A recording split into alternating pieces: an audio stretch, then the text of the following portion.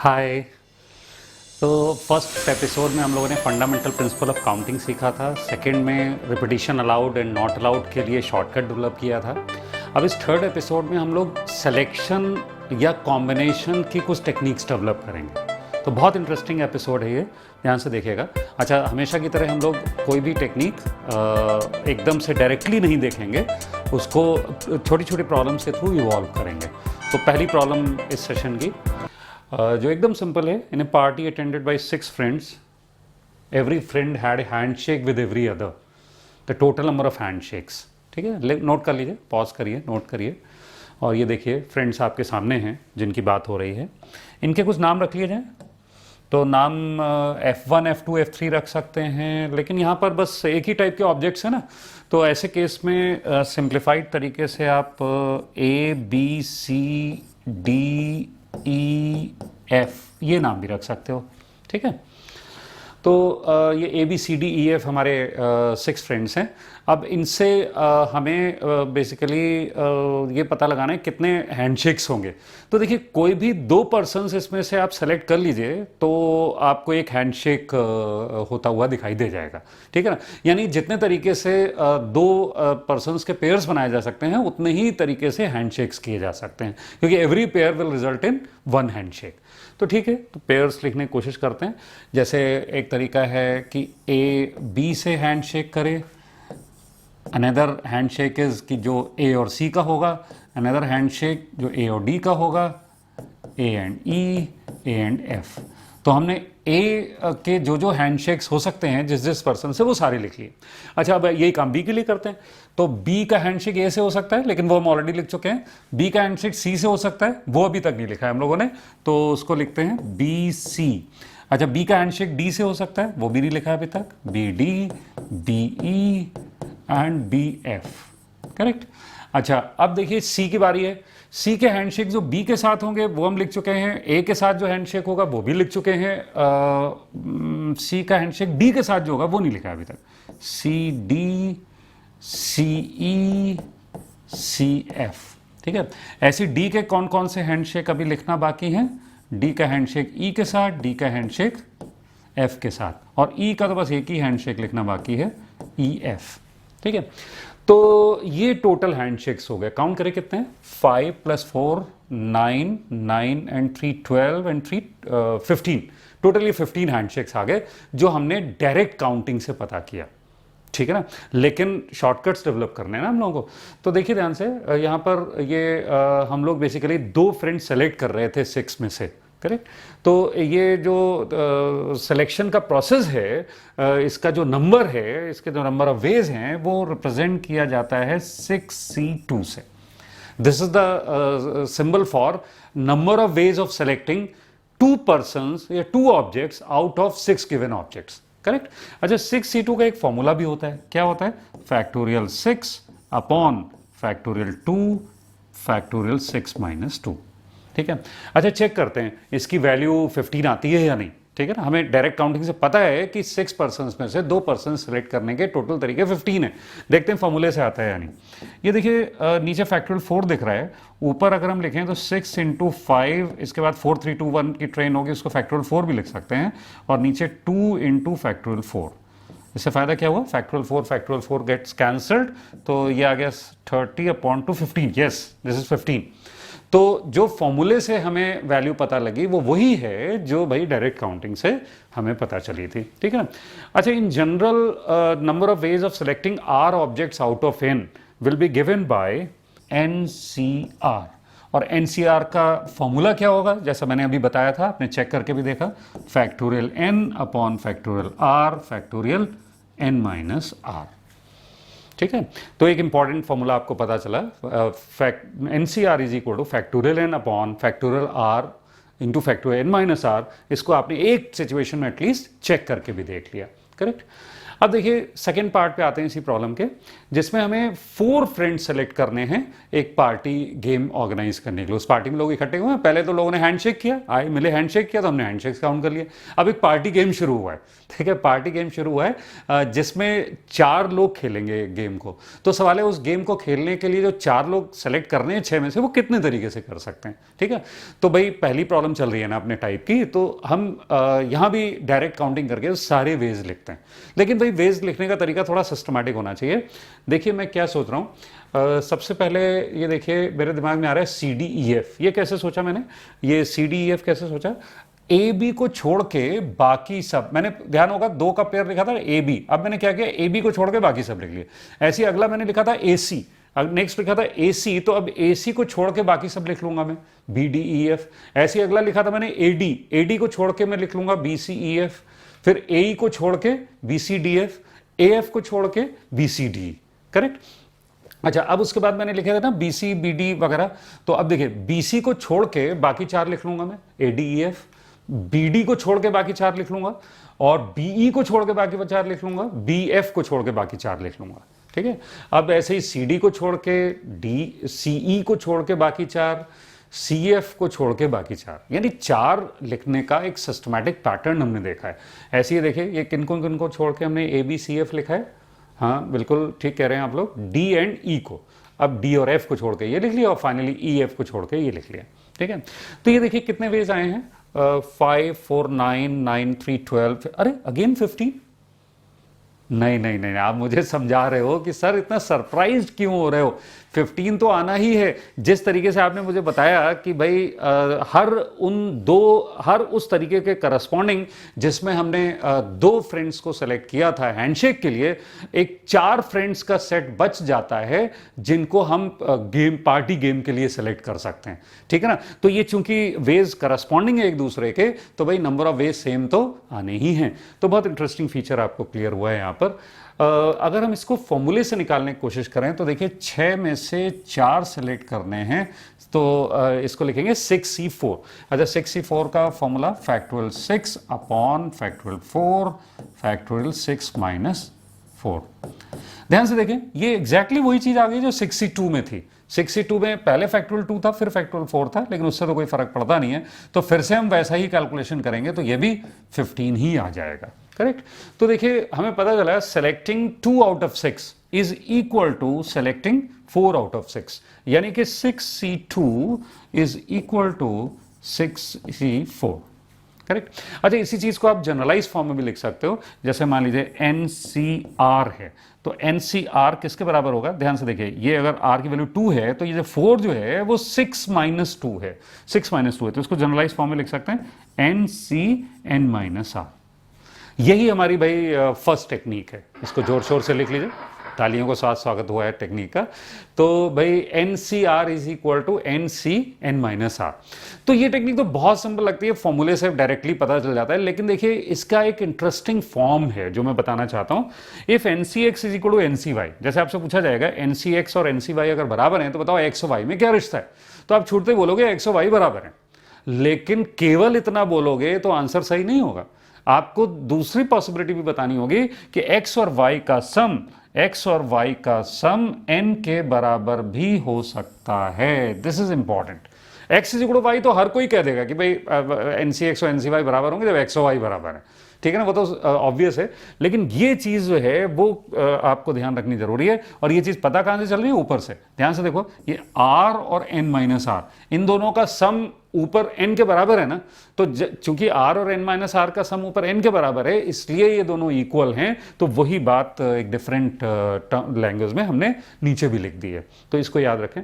चलिए इस पर बेस्ड एक छोटी सी प्रॉब्लम करते हैं, तब बात और अच्छे से क्लियर हो जाएगी। लोग कह रहे हैं कि कुछ बात का बतंगड़ बनाया जा रहा है, कुछ मजा नहीं आया। मजा आएगा जब ये प्रॉब्लम करेंगे आप, ठीक है ना। चलिए देखते हैं। If 21C2R plus 1 is equal to 21C3R minus 5, लिख लेना भाई, then R is equal to 6, true or false। तो देखिए ये दोनों इक्वल हैं, इसका मतलब क्या हुआ, this implies 2R plus 1 is equal to 3R minus 5, ठीक है। ये सुपरस्क्रिप्ट तो सेम है ही, सबस्क्रिप्ट भी सेम हो जाए तो दोनों इक्वल हो जाएंगे। चलिए अब इसको सिंप्लीफाई करते हैं। ये r is equal to 6, r is equal to 6, तो यही लिखा हुआ है, ट्रू हो गया, दिस स्टेटमेंट इज ट्रू। नहीं नहीं, इतनी जल्दी नहीं। अरे भाई ये अगर दोनों इक्वल हैं तो एक और पॉसिबिलिटी हो सकती है, दिस इक्वल टू दिस, या और 2r plus 1 plus 3r minus 5 is equal to 21। ये पॉसिबिलिटी लोग मिस कर देते हैं, और जो मिस करते हैं उनको क्या नुकसान होता है वो अभी मैं बताऊंगा आपको। देखिए ध्यान से, this implies 2r plus 3r is 5r, और ये -4 उधर गया 25, this implies r is equal to 5, r is equal to 5। तो देखिए अगर ये दोनों इक्वल हैं तो r 6 के बराबर भी हो सकता है और r 5 के बराबर भी हो सकता है। यानी हम कॉन्फिडेंस से नहीं कह सकते कि r 6 के ही बराबर होगा, जैसा कि दावा इस स्टेटमेंट में किया जा रहा है। इस स्टेटमेंट में तो ये कहा जा रहा है कि भाई अगर ये दोनों बराबर होंगे तो भाई r 6 के बराबर होगा, पक्की बात है। लेकिन वो पक्की बात नहीं, r 5 भी तो हो सकता है, 5 के लिए भी r इज इक्वल टू 5 आप यहां रख के भी देख सकते हो, ठीक है ना, दोनों इक्वल आएंगे, करेक्ट। तो भाई ये स्टेटमेंट सरासर गलत है। जबकि अगर हम केवल इतना सोचेंगे तो इस स्टेटमेंट को ट्रू मार्क कर देंगे, ठीक है, जबकि असलियत में ये स्टेटमेंट फॉल्स है, this statement is false, correct. Yes, next problem लिखिए।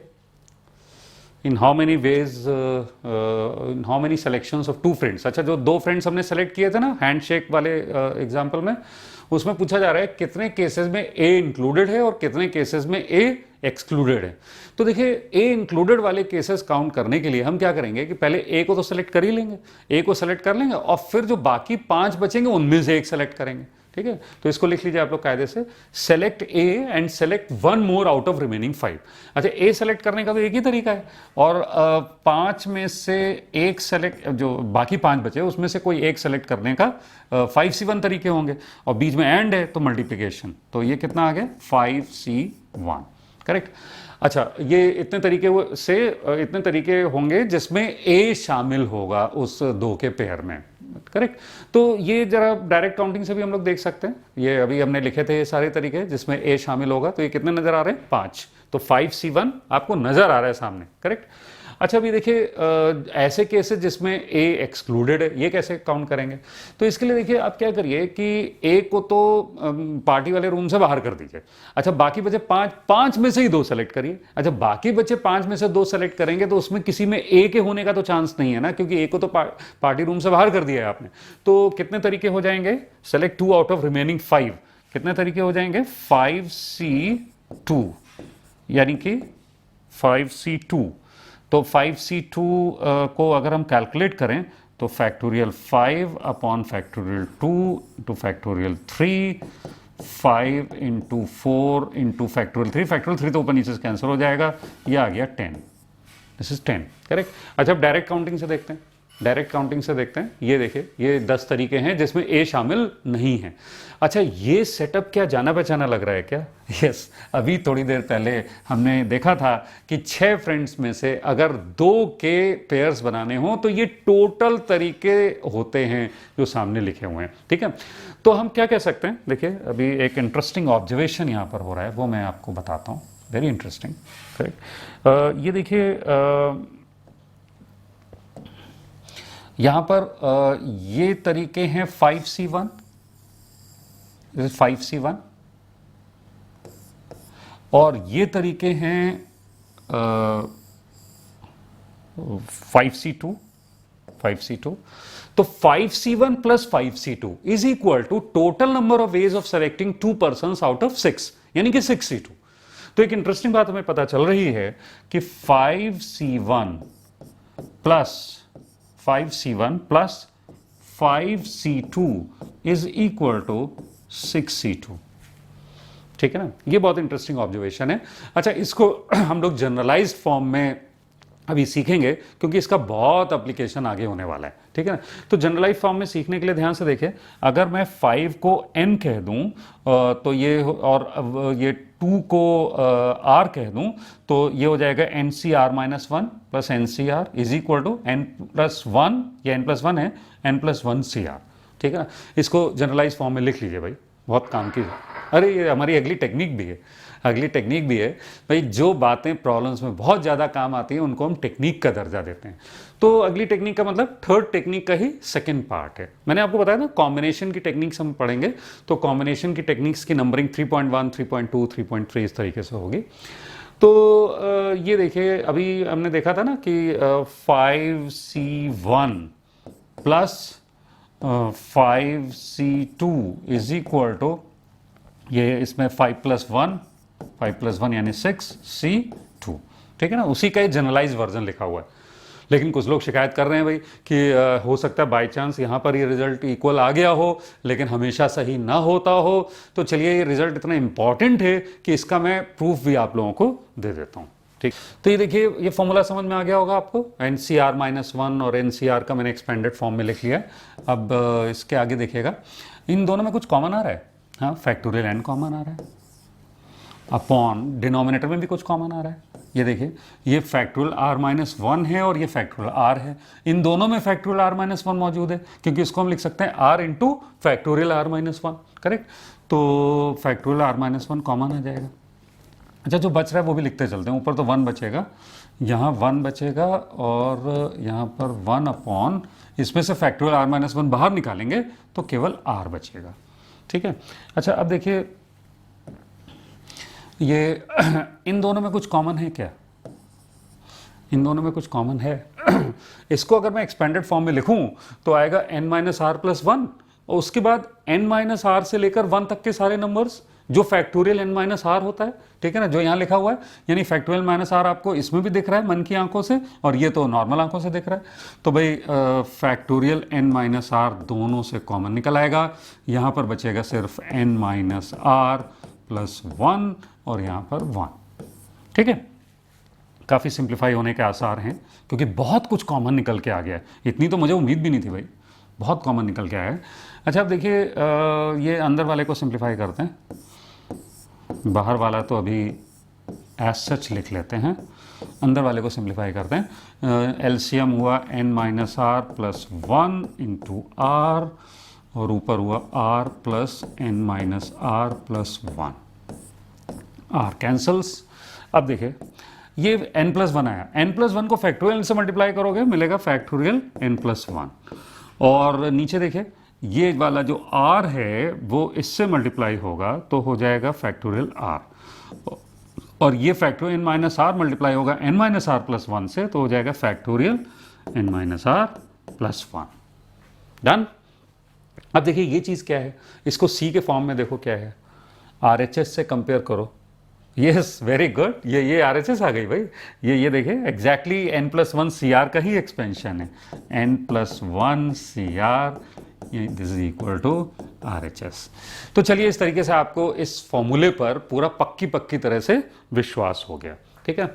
अच्छा, इस फॉर्मूले को याद रखने के लिए ऐसे भी कर सकते हैं कि भाई दो कॉम्बिनेशंस को हम लोग ऐड कर सकते हैं, लेकिन उसकी शर्त है कि सुपरस्क्रिप्ट सेम होनी चाहिए और सबस्क्रिप्ट में 1 यूनिट का अंतर होना चाहिए, तब हम ऐड कर सकते हैं। अच्छा, ऐड करके जो रिजल्ट आएगा उसमें सुपरस्क्रिप्ट में तो 1 मोर होगा और जो सबस्क्रिप्ट में होगा वो बिगर वाला होगा। तो C1 मोर बिगर, ये रिजल्ट आएगा, लेकिन उसकी शर्त है कि जो दो चीजें आप ऐड कर रहे हो, दो कॉम्बिनेशंस आप ऐड कर रहे हो, उसमें सुपरस्क्रिप्ट सेम होनी चाहिए और सब स्क्रिप्ट में सिर्फ 1 यूनिट का डिफरेंस होना चाहिए, ठीक है ना। ये बात अगर आपको पता है तो एक बहुत इंटरेस्टिंग पैटर्न आप देख सकते हो। वो पैटर्न हम इसलिए देखने जा रहे हैं क्योंकि आपने देखा ना, हमने फैक्टोरियल की कुछ वैल्यूज याद कर ली थी, से हमें कैलकुलेशन में आगे मदद मिलने वाली है। ऐसे ये भी बहुत ज़्यादा आपको कैलकुलेट करने पड़ेंगे, 5c2, 6c2, 6c3, 6c4। तो ये भी अगर कुछ छोटी छोटी वैल्यूज हमें याद हो जाएं तो हमें काफ़ी ज़्यादा फायदा होगा। तो इन वैल्यूज में बहुत इंटरेस्टिंग पैटर्न्स भरे पड़े। मैथ्स में नंबर्स याद करने का सबसे अच्छा तरीका है पैटर्न्स ऑब्जर्व करो, तो आप फिर भूल नहीं पाते उन वैल्यूज को। करेक्ट। तो देखिए ध्यान से, अभी मैं एक पैटर्न आपको दिखाता हूं। ये पास्कल्स ट्रायंगल सामने बना हुआ है। अच्छा, इस पास्कल्स ट्रायंगल में क्या लिखा है जरा ध्यान से देखिए। ये जो सेकंड रो है, दिस इज 1c0 1c1, और थर्ड रो में लिखा है 2c0। 2c0 की वैल्यू 1 होती है, फॉर्मूले से कैलकुलेट कर सकते हो आप। 2c1 2c2, 3c0 3c1 3c2 3c1, 4c0 4c1 4c2 4c3 4c4। अच्छा, आपको मेरी बात पे विश्वास नहीं हो रहा, चलो एक चेक करते हैं, ये वाला चेक करते हैं, ये चेक करते हैं। ये मैंने क्लेम किया ये 4c2 है, तो चलिए 4c2 की वैल्यू निकालते हैं। 4c2 is equal two factorial 4 upon factorial 2 factorial 4 minus 2, ये हो गया 4 इंटू 3 इंटू फैक्टोरियल 2 तो कैंसिल हो जाएगा, नीचे एक फैक्टोरियल 2 बचेगा, 4 इंटू 3 12 अपॉन 2 यानी कि 6। विश्वास हो गया ना मेरी बात पे। तो भाई ऐसे ही ये 5c0 है, ये 5c1 है, ये 5c2 5c3 5c4 5c5, और ऐसे ये 6c0 से लेकर 6c6 तक, और 7c0 से लेकर 7c7 तक। चलिए एक और चेक कर लेते हैं। ये 7c0 7c1 7c2, मेरे हिसाब से ये 7c3 होना चाहिए। चलिए देखते हैं, 7c3 की वैल्यू 35 होनी चाहिए। चलिए चेक करते हैं वाकई ऐसा है या नहीं। 7c3 is equal two factorial 7 upon factorial 3 into factorial 7 minus 3 यानी 4। करेक्ट। अच्छा, 7 इंटू 6 इंटू 5, इसके बाद फैक्टोरियल 4 आएगा, वो तो नीचे से कैंसिल हो जाएगा, और नीचे फैक्टोरियल 3 बचेगा जिसको हम 3 इंटू 2 यानी 6 भी लिख सकते हैं। 6 एंड 6 कैंसिल, ये कितना आ गया 35। तो भाई वाकई ये जो वैल्यू है 7c3 की वो 35 आई है जो यहाँ पर लिखी हुई है। ठीक है, तो आप कोई भी वैल्यू चेक कर सकते हो, आपको सब सही मिलेगा। है ना। अच्छा, आप देखिए यहाँ इंटरेस्टिंग पैटर्न्स क्या हैं। यहाँ पर एक बात तो ये ध्यान से देखिए कि ये जो नंबर्स मिल रहे हैं वो अगली रो के पिछली रो वाले नंबर से ही मिल जा रहे हैं। जैसे यहाँ पर देखिए 1 और 2 को ऐड करिए तो 3 मिल रहा है, 2 और 1 को ऐड करिए तो 3 मिल रहा है। यानी कि किसी भी स्क्वायर में अगर आपको नंबर पता करना है, जैसे सपोज करिए आपको ये नंबर पता करना है, तो उसके जस्ट ऊपर वाले जो एडजेसेंट स्क्वायर्स हैं उनके नंबर्स को ऐड कर दो तो ये मिल जाएगा। ये 4 और 6 को ऐड कर दो तो ये 10 मिल जाएगा। ऐसे ही मान लीजिए मुझे इस स्क्वायर का नंबर पता करना है, तो इसके ऊपर ये जो 2 स्क्वायर्स हैं एडजेसेंट उनको ऐड कर दो तो ये मिल जाएगा। अच्छा, ये जो पैटर्न है क्या ऐसी बाई चांस है क्या? नहीं नहीं, ये हमारी पिछली टेक्निक से कनेक्टेड है। जरा ध्यान से देखो, बहुत मजा आएगा आपको, बहुत मजा आने वाला है। पिछली टेक्निक का आपको यहाँ पर यूज नजर आएगा। जो मैंने बॉक्सेस वाली बात बताई है, इसमें पिछली टेक्निक कायदे से यूज हो रही है। हाँ देखिएगा ध्यान से, ये इसको चेक करते हैं। ये जो मैंने ये जो बनाया ना रेड बॉक्सेस जो मैंने बनाए इसको चेक करते हैं। तो देखिए ये है 5c0 5c1 5c2 5c3, this is 5c3। तो मैंने अभी ऑब्जर्व किया 5c3 plus this is what 5c4। 5c4 is equal to this. अच्छा, ये है क्या? ये है 6c0 6c1 6c2 6c3 6c4, ये है 6c4। ठीक है, तो ये देखो क्या ये रिजल्ट हमारा वही पुरानी वाली पहली वाली टेक्निक है। Yes, very correct. NCR-1 plus NCR is equal to N+1 CR। तो इसी टेक्निक की वजह से किसी भी बॉक्स का जो नंबर है वो ऊपर वाले 2 एडजेसेंट बॉक्सेस के सम के बराबर है। ठीक है, तो कोई जादू नहीं था वो, that was not a magic, that was based on simple formula that we just studied. Correct. और देखिए क्या इंटरेस्टिंग है यहाँ पर, और क्या इंटरेस्टिंग है, एक और इंटरेस्टिंग बात है कि ये देखिए इनका सम अगर हम करें तो इनका सम करें तो 2 आ रहा है, इनका सम करें तो 4 आ रहा है, इनको सम करें 1 + 3 4 एंड 4 + 4 8, और ये देखिए 1 + 4 5 5 एंड 6 11 11 4 15 एंड 1 16। ऐसे ही इसका सम 32, इसका सम 64, इसका सम 128। इनको आप पहचान गए होंगे, ये है 2 स्क्वायर, ये है 2 स्क्वायर, ये है 2 क्यूब, ये है 2 टू पावर 4, ये 2 टू पावर 5, ठीक है। ऐसे नीचे 2 टू पावर 6, फिर 2 टू पावर 7, यानी ये 5C0 5C1 वगैरह का सम 2 टू पावर 5 है। 6C0 6C1 6C2 वगैरह का सम 2 टू पावर 6 है।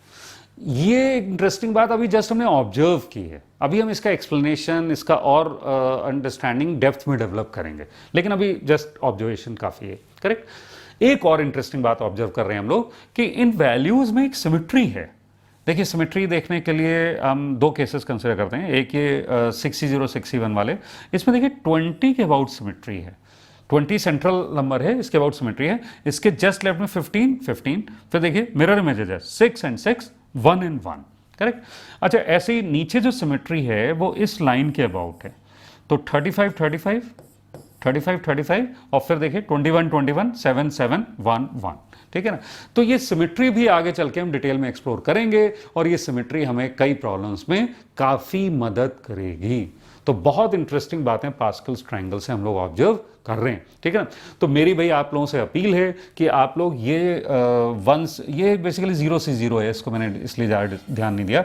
यहाँ से 1C0 1C1 तो पता ही होता है, लेकिन भाई यहाँ से लेकर ये 7 तक की वैल्यू सभी लोग याद कर लें। लेकिन कुछ लोग जो बहुत मजबूत तैयारी करना चाहते हैं, वो चाहते हैं सर हम 7 के बाद 8C0 8C1 9C0 9C1 10C0 10C1 भी याद करना चाहते हैं।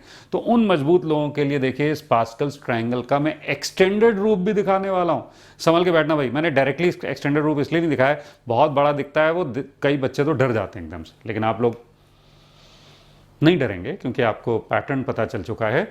यहाँ पर भी देखिए वो इंटरेस्टिंग बात जारी है कि जैसे 126 है, 126 जो है ऊपर वाले दो एडजेसेंट बॉक्सेस के सम से ही मिला है, 56 + 70 126। अच्छा, ये सब हैं क्या?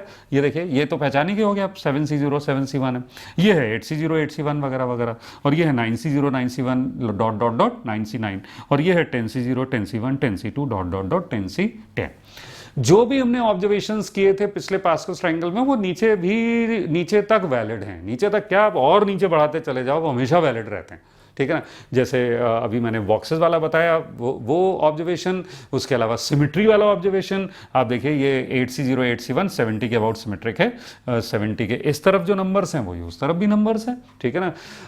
और उसके अलावा इनके सम वाला ऑब्जर्वेशन, जैसे यहाँ जो सम आया था 2 टू पावर 7 आया था, यहाँ 2 टू पावर 8 आएगा, सम 2 टू पावर 9 आएगा, सम 2 टू पावर 10 आएगा, ठीक है ना। विश्वास ना हो तो धीरे धीरे भाई चेक टोटल करके देख लेना।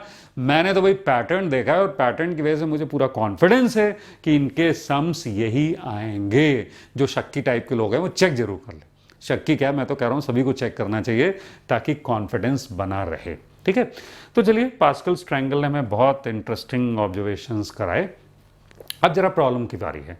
ये JEE 1980 की प्रॉब्लम मैं आपके सामने रख रहा हूँ। इसमें ये टेक्निक देखें हमें कैसे हेल्प पहुंचाती है, जिसके मैंने इतने गुणगान किए हैं। अभी मैंने कहा था ना, वो जो हमने टेक्निक 3.2 है वो बहुत काम आने वाली प्रॉब्लम्स में है। तो चलिए इस प्रॉब्लम में देखते हैं। पहले तो देखिए कुछ समझ में तो आ नहीं रहा है, हाई फाई लग रही है बहुत प्रॉब्लम। तो ऐसी सिचुएशन में पहले एक्सपैंड करके पूरा लिख लिया जाए, कुछ जब समझ में ना आए तो क्या करें।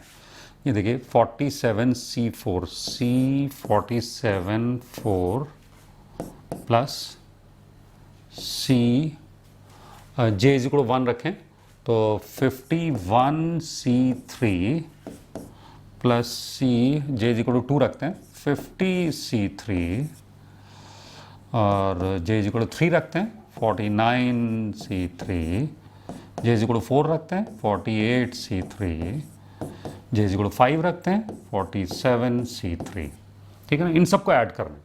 अच्छा, ऐड करने का एक तरीका तो है ही हमारे पास कि 47C4 की वैल्यू निकाल लें, 51C3 की वैल्यू निकाल लें, 50C3 की वैल्यू निकाल लें और सबको जोड़ डालें, ठीक है ना। लेकिन टाइम बहुत वेस्ट हो जाएगा, ठीक है।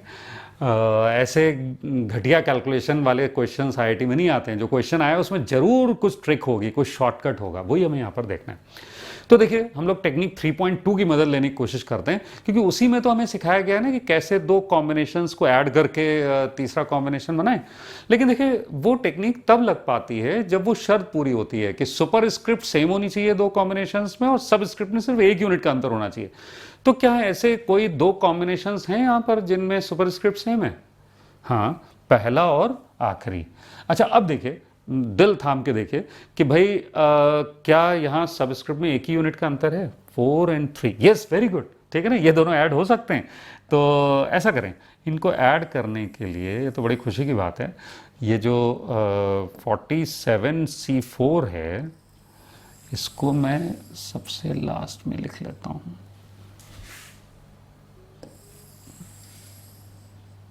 इसको सबसे लास्ट में लिख लेता हूँ। ये लीजिए 47C4 मैंने लास्ट में लिख लिया। क्यों? क्योंकि मुझे पता है कि इन दोनों का सम मैं कर सकता हूं। कितना आएगा? ये देखें, ऊपर वन मोर याद है ना आपको, यानी 48, और नीचे बिगर यानी 4। ऊपर वन मोर, नीचे बिगर, ठीक है। अच्छा अब 48C4 को क्या इनमें से किसी में ऐड कर सकते हैं? शर्त वही है, सुपर स्क्रिप्ट सेम होनी चाहिए, ऊपर वाला नंबर सेम होना चाहिए।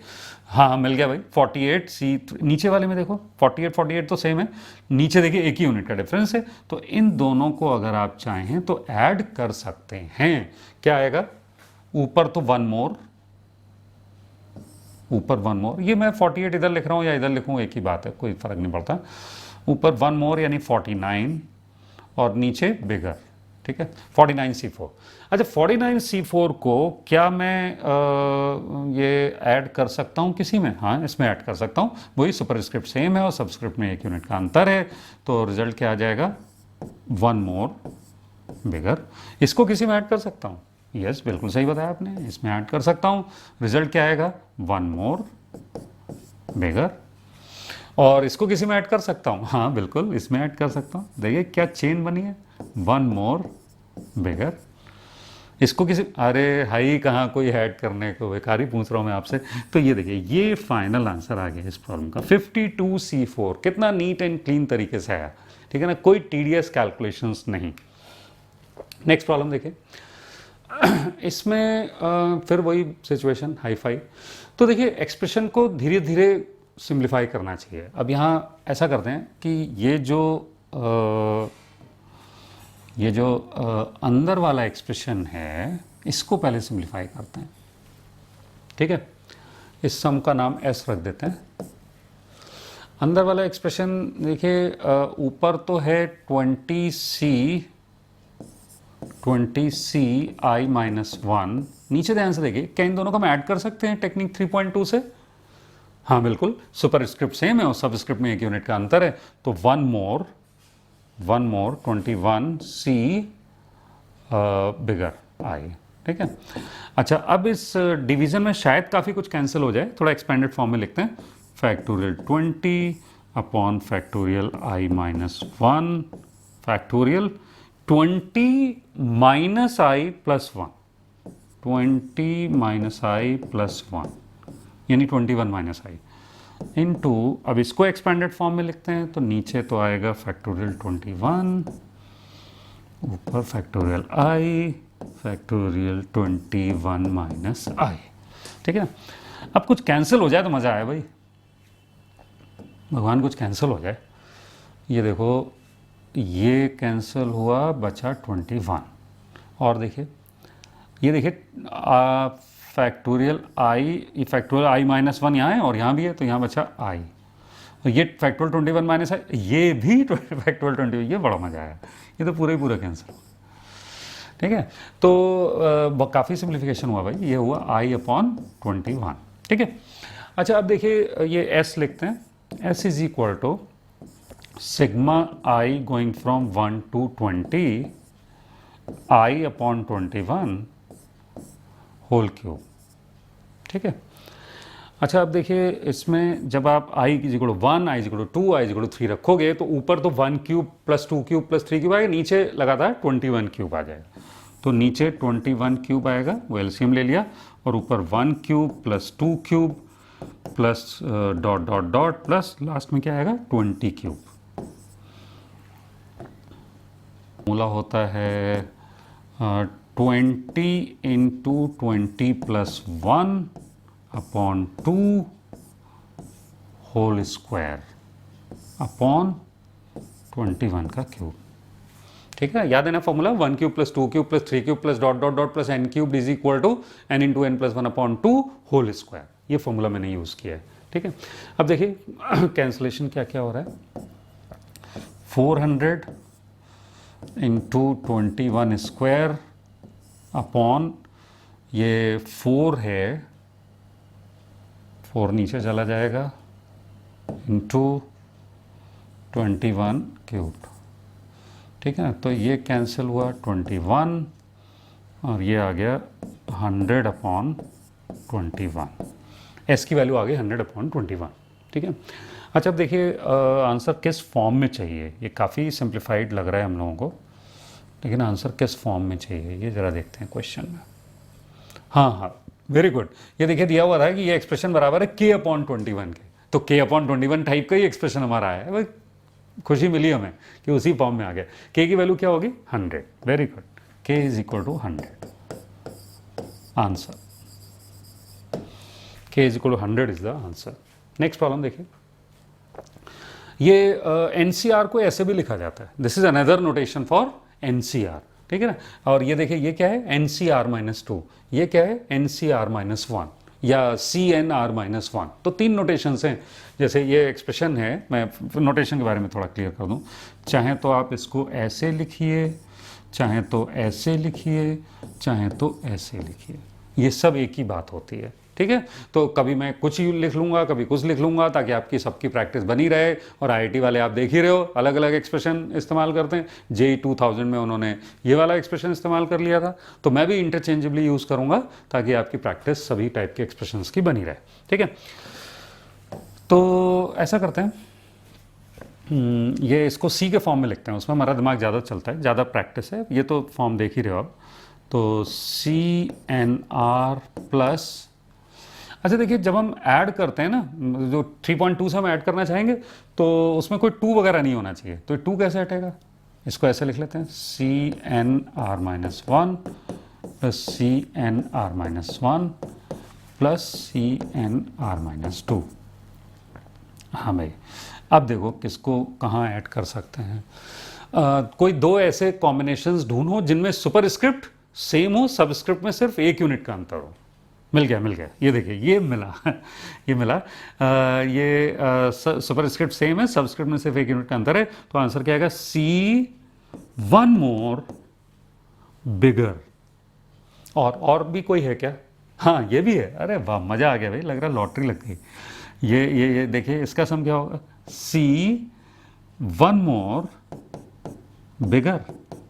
ठीक है, तो यही फाइनल आंसर लिख दें क्या?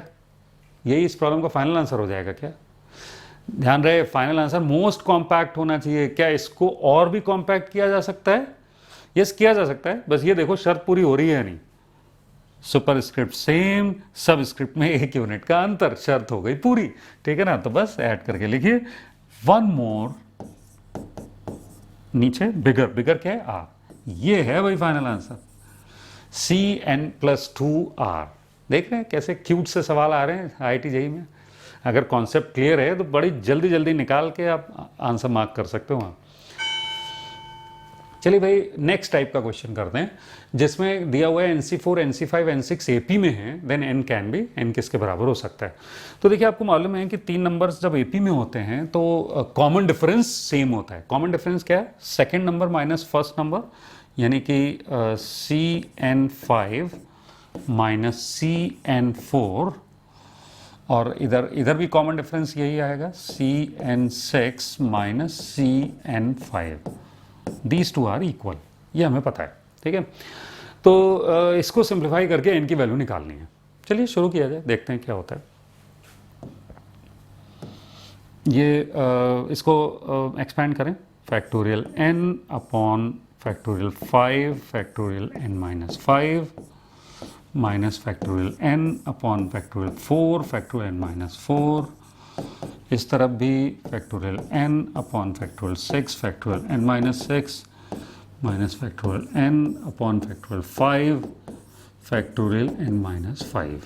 ठीक है, जगह मुझे थोड़ी और चाहिए, तो भाई इसको मैं थोड़ा ऊपर कर दूं।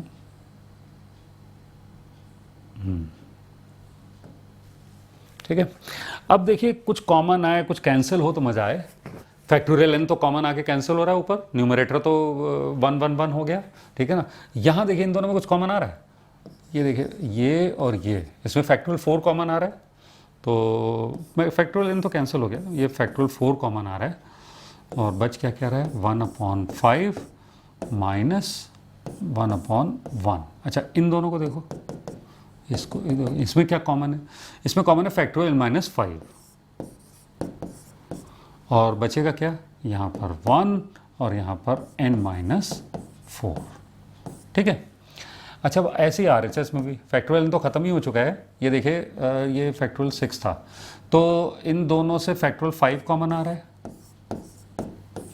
बचेगा क्या 1/6 माइनस 1/1 और इन दोनों से इससे और इससे फैक्टोरियल -6 कॉमन आ रहा है, फैक्टोरियल -6 बचेगा क्या, यहाँ 1 और यहाँ पर n-5। ठीक है, कुछ कैंसिल हो रहा है क्या, देखते हैं। हाँ ये देखिए फैक्टोरियल 4 और फैक्टोरियल 4 कैंसिल हो गया, यहाँ बचा 5 और फैक्टोरियल n-5 और फैक्टोरियल -5 कैंसिल हो गया, नहीं फैक्टोरियल -6 कैंसिल हुआ, फैक्टोरियल -6 कैंसिल हुआ, यहाँ बचा n-5। तो देखिए 1/n-5 into LCM 5 into n-4, ऊपर आ गया n-4 माइनस 5 यानी n-9 is equal to 1/5, LCM लीजिए 6 इंटू n-5, ऊपर आया n-5 माइनस 6 यानी n-11। ठीक है, काफ़ी सिंप्लीफिकेशन हुआ है भाई। अब क्या किया जाए, ये 5 और कैंसिल हो रहा है, 5 और कैंसिल हो रहा है, n-5 भी कैंसिल हो रहा है, ये देखिए n-5 भी कैंसिल हो रहा है। तो please note down all the steps of this solution. Okay, let's come to the next problem. ये देखिए the product of any R consecutive natural numbers is always divisible by factorial R, true और false. चलिए example लेते हैं, p इज equal टू 23, 24, 25 into 26 into 27 into 28। ये 6 consecutive natural numbers हो गए। अच्छा इस स्टेटमेंट के हिसाब से ये फैक्टोरियल 6 से डिविजिबल होना चाहिए, तो इसमें फैक्टोरियल 6 ढूंढने की कोशिश करते हैं, फैक्टोरियल 6 इसमें ढूंढने की कोशिश करते हैं। सबसे पहले वो फैक्टोरियल 6 क्या है, 1 इंटू 2 इंटू 3 इंटू 4, तो देखिए 2 यहाँ दिख रहा है, इसको मैंने लिख लिया 2 इंटू 13, तो ये 2 दिख गया। 3 कहाँ, 3 देखिए यहाँ दिख रहा है, तो इसको लिखा 3 इंटू 9, तो ये 3 मिल गया। 4 कहीं दिख रहा है, हाँ यहाँ 4 दिख रहा है, इसको लिखा 4 इंटू 6, तो 4 ये हो गया। 5 यहाँ दिख रहा है, 5 इंटू 5, एक 5 मिल गया हमें और एक ये 6 मिल गया। तो इस तरीके से ये वाकई डिविजिबल है, डिविजिबल बाय फैक्टोरियल 6, करेक्ट। तो क्या इस स्टेटमेंट के बारे में कॉन्फिडेंस से कुछ कहा जा सकता है, नहीं। अगर गलत आ जाता तो हम इस स्टेटमेंट को फॉल्स कह देते, लेकिन अगर एक पर्टिकुलर एग्जांपल के लिए सही आया है तो अभी कुछ हम जनरल फॉर्म में नहीं कह सकते इसके बारे में। तो भाई कुछ बच्चे कह रहे हैं इसका फ़ायदा ही क्या हुआ, अरे फ़ायदा ये हुआ कि थोड़ा सवाल समझ में आना शुरू हुआ कि कहा क्या जा रहा है, करना क्या है हमें, ठीक है ना। चलिए जनरल आर्ग्यूमेंट डेवलप करते हैं। आर कंसेक्यूटिव नेचुरल नंबर्स लिखते हैं। ये देखिए आर कंसेक्यूटिव नेचुरल नंबर्स का प्रोडक्ट मैंने जनरल फॉर्म में लिख लिया है, n+1 into n+2 into n+3 dot dot dot n+r। अच्छा यहाँ देखिए कुछ फैक्टोरियल टाइप की चीज़ दिख रही है, लेकिन फैक्टोरियल एग्जैक्टली ये तब बनेगा जब n+r से शुरू होके n+1 तक नंबर्स जाएं और उससे पीछे भी n into n-1 into dot dot dot 1 तक जाएं। यानी इसके साथ अगर फैक्टोरियल n अगर और लिख दिया जाए तो ये पूरा प्रोडक्ट हो जाएगा फैक्टोरियल n+r। लेकिन किसी नंबर से अगर डिवाइड करेंगे, मल्टीप्लाई करेंगे तो उससे फिर डिवाइड भी तो करना होगा। तो ये p किसके बराबर आ गया, factorial n plus R upon factorial n। अच्छा अब देखिए ये एक्सप्रेशन कुछ हमें जाना पहचाना लग रहा है। अगर हम इसको फैक्टोरियल आर से डिवाइड कर दें, फैक्टोरियल आर से मल्टीप्लाई कर दें, तो यहाँ पर आपको ये कॉम्बिनेशन वाला एक्सप्रेशन मिलता हुआ दिखाई दे रहा है, n plus R C R into factorial R. अच्छा अब आपको मालूम है कि ये जो है वो एक इंटीजर होता है, एक पॉजिटिव इंटीजर होता है। तो positive integer into factorial R, इस फॉर्म में हमने इस प्रोडक्ट को एक्सप्रेस कर लिया है। तो अगर कोई expression positive integer into factorial R के फॉर्म में एक्सप्रेस हो चुका है, तो हम कह सकते हैं this is divisible by factorial R, यानी ये स्टेटमेंट जो है बिल्कुल ट्रू है, परफेक्ट स्टेटमेंट, करेक्ट। एक और प्रॉब्लम देखिए जिसमें कहा जा रहा है कि greatest integer function of, greatest integer function का मतलब होता है इंटीग्रल पार्ट। ये मैं साइड पे थोड़ा समझा देता हूँ। जैसे ग्रेटेस्ट इंटीजर फंक्शन ऑफ 3.2, तो 3.2 को हम लिख सकते हैं 3 प्लस 0.2, तो 3 तो इंटीग्रल पार्ट हो गया, 0.2 फ्रैक्शन पार्ट हो गया, तो दिस इज इक्वल टू 3। तो greatest integer function of this expression is a natural number.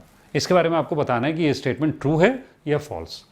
तो देखिए ये जो अल्फा C2 है, अल्फा C2 को अगर हम सिंप्लीफाई करें तो कुछ इस टाइप का एक्सप्रेशन आता है, alpha into alpha minus 1 upon 2।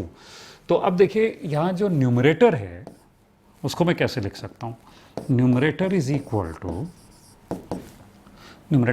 Alpha into alpha minus 1 upon 2 C2, ठीक है।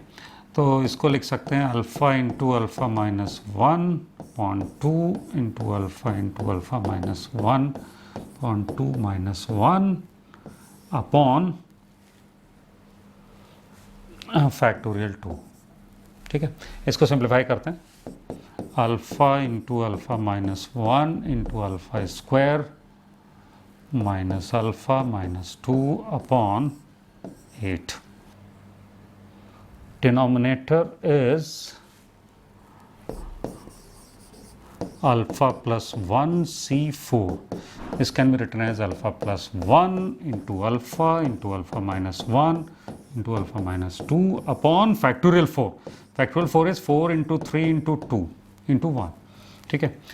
अच्छा अब न्यूमरेटर अपॉन डिनोमिनेटर जब करेंगे, न्यूमरेटर अपॉन डिनोमिनेटर, तो देखिए दोनों लिखे हुए हैं, जब डिवाइड करेंगे तो अल्फा प्लस 1 से अल्फा प्लस 1 कैंसिल हो जाएगा, अल्फा से अल्फा माइनस 1 से अल्फा माइनस 1, ये सब कैंसिल हो जाएगा। तो बचेगा ये ऊपर आएगा 4 इंटू 3 इंटू 2 इंटू 1 अपॉन 8, तो ये 8 कैंसिल हुआ, फाइनल आंसर इज 3। तो इसका अगर ग्रेटेस्ट इंटीजर फंक्शन निकालेंगे तो ग्रेटेस्ट इंटीजर फंक्शन यानी integral part of 3 is 3 only, which is a natural number. That means the statement is true, correct? One more problem. Actually ये जो formula है ना आपका NCR का, उसकी खूब अच्छी प्रैक्टिस हो रही है। कुछ कैलकुलेशन टाइप के प्रॉब्लम्स एक साथ आ रहे हैं जो कई बार IIT में पूछे जाते हैं, तो इसीलिए हम थोड़ी कैलकुलेशंस की प्रैक्टिस कर रहे हैं। एक और प्रॉब्लम है, इसके लिए LHS से शुरू करें। LHS को एक्सपेंडेड फॉर्म में लिखें 4n upon factorial 2n into factorial n upon factorial 2n, ठीक है। अच्छा देखिए फैक्टोरियल 4n जो प्रोडक्ट है 1 2 3 डॉट डॉट डॉट 4n, तो इसमें जो 4n नंबर्स हैं प्रोडक्ट में, उसमें कुछ ऑड होंगे कुछ इवन होंगे। हम ऑड को एक साथ लिखेंगे और इवन को एक साथ लिखेंगे। ये आइडिया आया कहाँ से हमारे दिमाग में, ये देखिए ये जो न्यूमरेटर है इसमें 1 3 5 dot dot dot 4n minus 1, यानी 1 से लेकर 4n तक के नंबर्स में से जितने भी ऑड नंबर्स हैं वो सब यहाँ लिखे हुए हैं। तो वो हमें दिखाई देने लगेंगे, ये टाइप का एक्सप्रेशन यहाँ से दिखाई दे सकता है अगर हम ऑड नंबर को अलग निकाल के लिखें और इवन नंबर्स जो बचे हैं वो अलग लिखें, 2 into 4 into dot dot dot into 4n, ठीक है। अच्छा अपॉन फैक्टोरियल 2n का स्क्वायर और यहाँ पर फैक्टोरियल n का स्क्वायर अपॉन फैक्टोरियल 2n, ठीक है। अच्छा, अब ये जो नंबर्स हैं इनमें हर एक में देखिए एक 2 कॉमन आ रहा है। अगर 2 सब में से निकालोगे तो बचेगा 1 2 3 डॉट डॉट डॉट 2n, और 1 2 3 डॉट डॉट डॉट 2n ही फैक्टोरियल 2n है। ठीक है, तो देखिए एक इंटरेस्टिंग स्टेप, बहुत इंटरेस्टिंग स्टेप है ये। एक फैक्टोरियल 2n जो है वो यहाँ से कैंसिल हो जाएगा, यहाँ फैक्टोरियल 2n दिख गया ना आपको।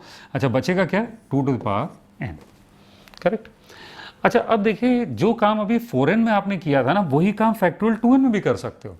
क्यों ये आइडिया आया, क्योंकि यहाँ पर देखिए 135 dot dot dot 2n minus 1, यानी फैक्टोरियल 2n में जितने भी ऑड नंबर्स होंगे सबका प्रोडक्ट यहाँ लाना है हम लोगों को डिनोमिनेटर में, तो वो हमें यहाँ मिल जाएगा। देखिए कैसे, ऊपर तो यही कंटिन्यू रहेगा, dot dot dot 4n minus 1 into 2 to power n factorial n square, ये सब तो रहेगा ही। नीचे देखिएगा ध्यान से, इस फैक्टोरियल 2n के ऑड नंबर्स को मैं अलग लिखूंगा 2n माइनस 1, और इवन नंबर्स को अलग लिखूंगा। अच्छा, इवन नंबर्स थोड़ा मन की आंखों से देखो पहले, 2 into 4 into 6 dot dot dot into 2n, इसमें से सब में से 2 कॉमन आ जाएगा। ये n नंबर्स हैं, 2n के आधे n नंबर्स है, सब में से 2 कॉमन आएगा, तो 2 टू पावर एक मिनट, यहाँ ये n नंबर्स होंगे, लेकिन यहाँ पर ध्यान से देखिए 2n नंबर्स थे, तो ये एक्चुअली 2 टू पावर 2n है। This is 2 to power 2n। यहाँ पर वो n नंबर्स होंगे, तो 2 टू पावर n बाहर आएगा, और बचेंगे 1 2 3 डॉट डॉट डॉट n। ठीक है ना, इस पूरे का स्क्वायर, यहाँ भी स्क्वायर और यहाँ भी स्क्वायर। ये समझ रहे हैं क्या हुआ है, ये 2 into 4 into 6 into dot dot dot 2n n numbers थे, उसमें से हर एक से 2 2 मैंने बाहर लिख लिया है। अब देखिए कुछ इंटरेस्टिंग कैंसलेशंस हो रहे हैं। ऊपर देखिए 2 टू पावर 2n है, तो ये 2 टू पावर n का स्क्वायर यानी 2 टू पावर 2n और 2 टू पावर 2n कैंसिल हो गया। और भी कुछ कैंसिल हो रहा है क्या, और भी कुछ कैंसिल हो रहा है, हाँ हाँ हाँ, और भी कैंसिल हो रहा है भाई, काफ़ी इंटरेस्टिंग। ये देखिए फैक्टोरियल n का स्क्वायर, फैक्टोरियल n का स्क्वायर, ये भी कैंसिल हो गया।